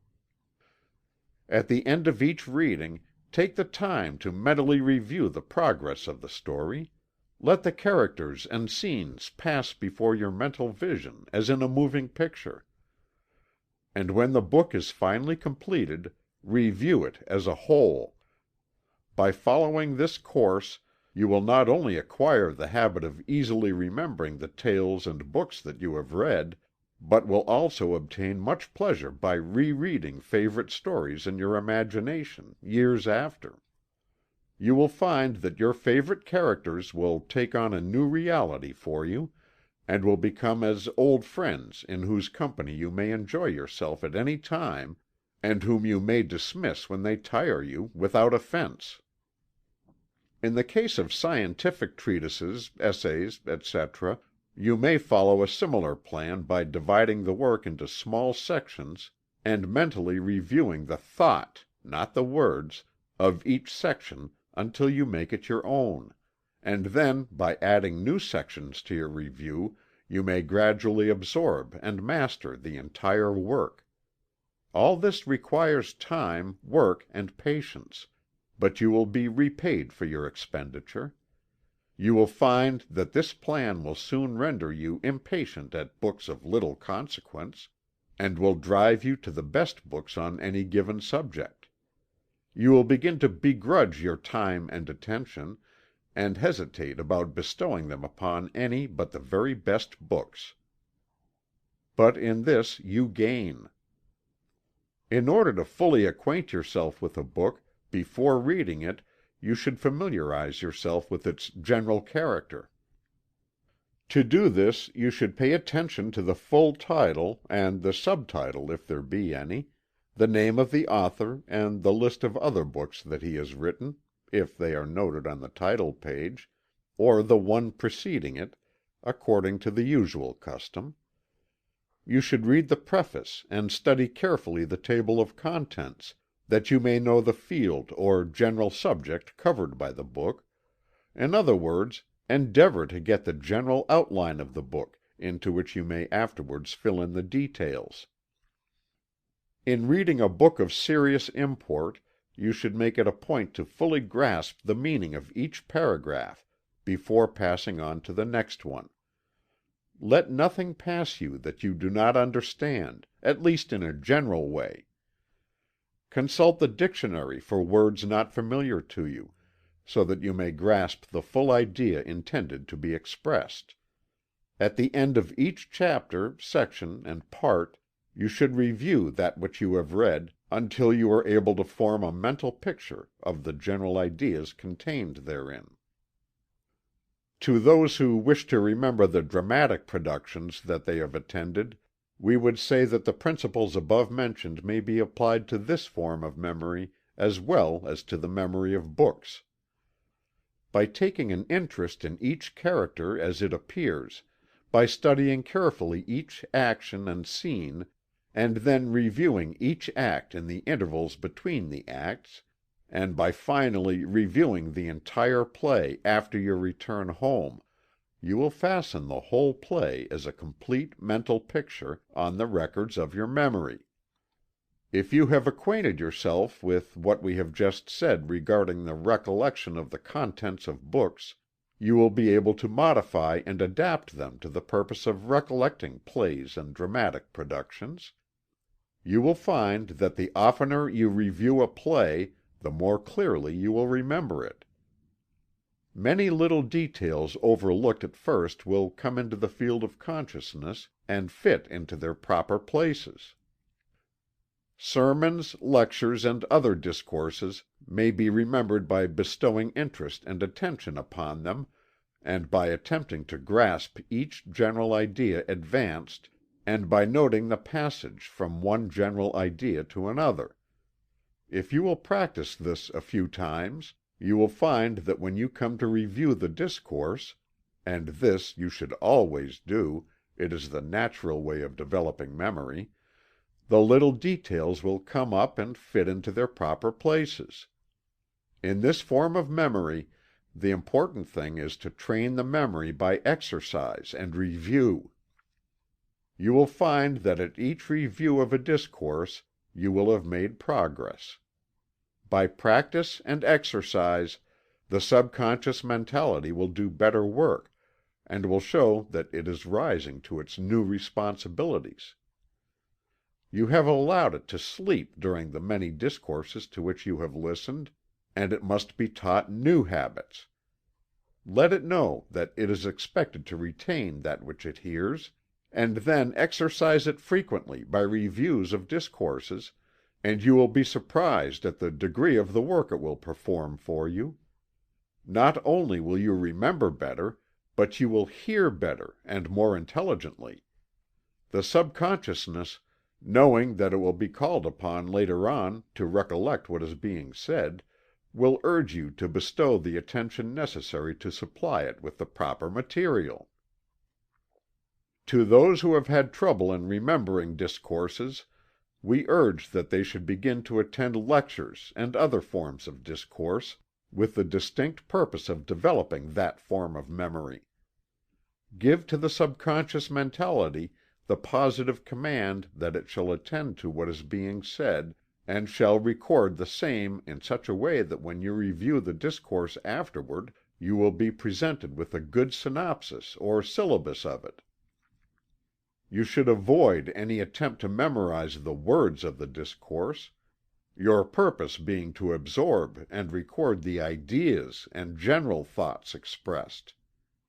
Interest, attention, practice, review, these are the important points in memory. To remember stories, anecdotes, fables, etc., the principles given above are to be employed.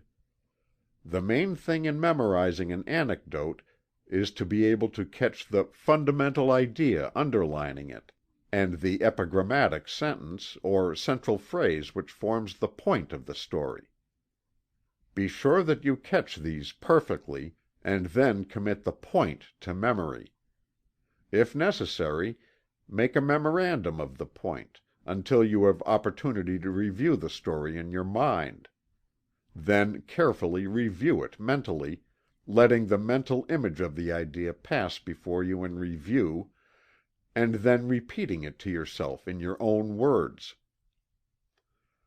By rehearsing and reviewing the story, you make it your own, and will be able to relate it afterward just as you would something that you had actually experienced. So true is this principle, that when carried too far, it endows the story with a false sense of actuality. Who has not known men who told a story so often that they came actually to believe it themselves? Do not carry the principle to this extreme, but use it in moderation. The trouble with many men is that they attempt to repeat a tale, long after they have heard it, without reviewing or rehearsing in the meantime. Consequently they omit many important points, because they have failed to impress the story as a whole upon the memory. In order to know an anecdote properly, one should be able to see its characters and incidents, just as he does when he sees an illustrated joke in a comic paper. If you can make a mental picture of an anecdote, you will be apt to remember it with ease. The noted storytellers review and rehearse their jokes, and have been known to try them on their unsuspecting friends in order to get the benefit of practice, before relating them in public. This practice has been called by flippant people trying it on the dog.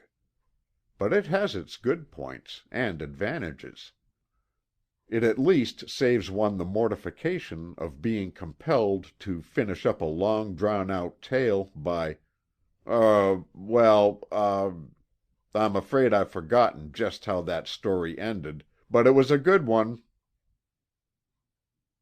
End of chapter 19.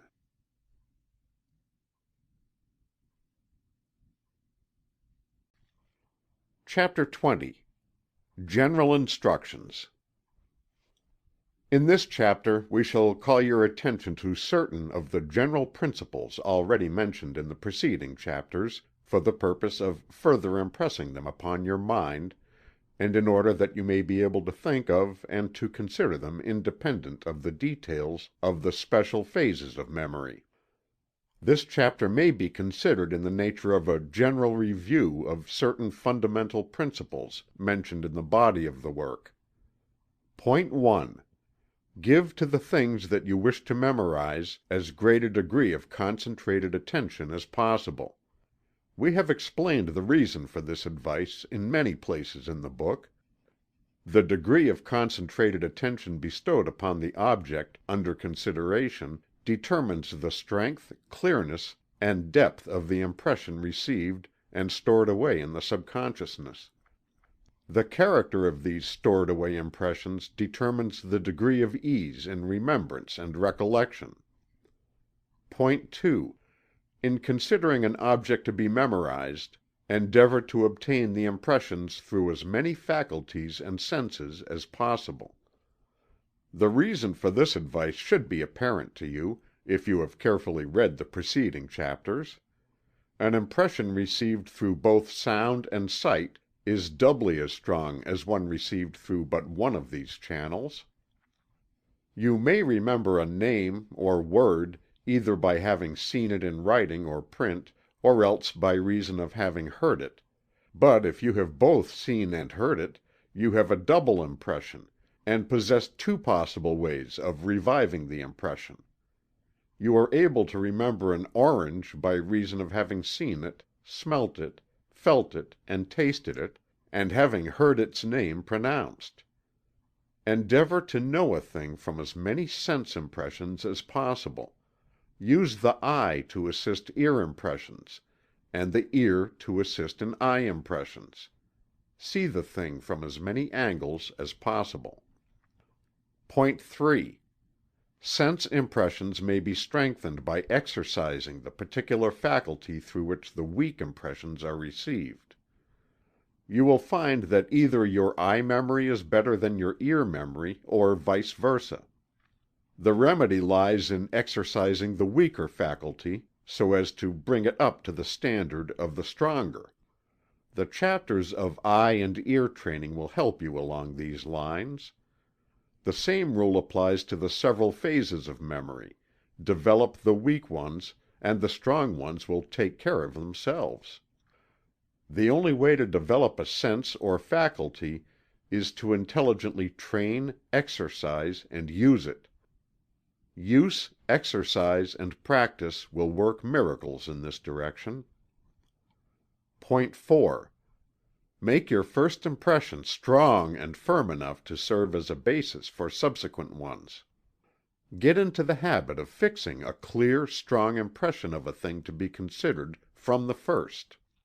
Otherwise you are trying to build up a large structure upon a poor foundation. Each time you revive an impression you deepen it, but if you have only a dim impression to begin with, the deepened impressions will not include details omitted in the first one. It is like taking a good sharp negative of a picture that you intend to enlarge afterward. The details lacking in the small picture will not appear in the enlargement, but those that do appear in the small one will be enlarged with the picture. Point 5. Revive your impressions frequently, and thus deepen them. You will know more of a picture by seeing it a few minutes every day for a week than you would by spending several hours before it at one time. So it is with the memory. By recalling an impression a number of times, you fix it indelibly in your mind in such a way that it may be readily found when needed. Such impressions are like favorite tools which you need every little while. They are not apt to be mislaid as are those which are but seldom used. Use your imagination in going over a thing that you wish to remember. If you are studying a thing, you will find that this going over in your imagination will help you materially in disclosing the things that you have not remembered about it. By thus recognizing your weak points of memory, you may be able to pick up the missing details when you study the object itself the next time. Point 6. Use your memory and place confidence in it. One of the important things in the cultivation of the memory is the actual use of it. Begin to trust it a little, and then more, and then still more, and it will rise to the occasion. The man who has to tie a string around his finger in order to remember certain things soon begins to cease to use his memory, and in the end forgets to remember the string, or what it is for. There are many details, of course, with which it is folly to charge the memory, but one should never allow his memory to fall into disuse. If you are in an occupation in which the work is done by mechanical helps, then you should exercise the memory by learning verses or other things, in order to keep it in active practice. Do not allow your memory to atrophy. Point 7. Establish as many associations for an impression as possible. If you have studied the preceding chapters, you will recognize the value of this point. Association is memory's method of indexing and cross-indexing. Each association renders it easier to remember or recollect the thing. Each association gives you another string to your mental bow. Endeavor to associate a new bit of knowledge with something already known by and familiar to you. In this way, to avoid the danger of having the thing isolated and alone in your mind, without a label, or index number and name, connect your object or thought to be remembered with other objects or thoughts, by the association of contiguity in space and time, and by relationship of kind, resemblance, or oppositeness. Sometimes the latter is very useful, as in the case of the man who said that "Smith reminds me so much of Brown, he's so different." You will often be able to remember a thing by remembering something else that happened at the same place, or about the same time. These things give you the loose ends of recollection whereby you may unwind the ball of memory. In the same way, one is often able to recollect names by slowly running over the alphabet, with a pencil, until the sight of the capital first letter of the name brings the memory of those following it. This, however, only when the name has previously been memorized by sight. In the same way, the first few notes of a musical selection will enable you to remember the whole air, or the first words of a sentence, the entire speech or selection following it. In trying to remember a thing which has escaped you, you will find it helpful to think of something associated with that thing, even remotely. A little practice will enable you to recollect the thing along the lines of the faintest association or clue.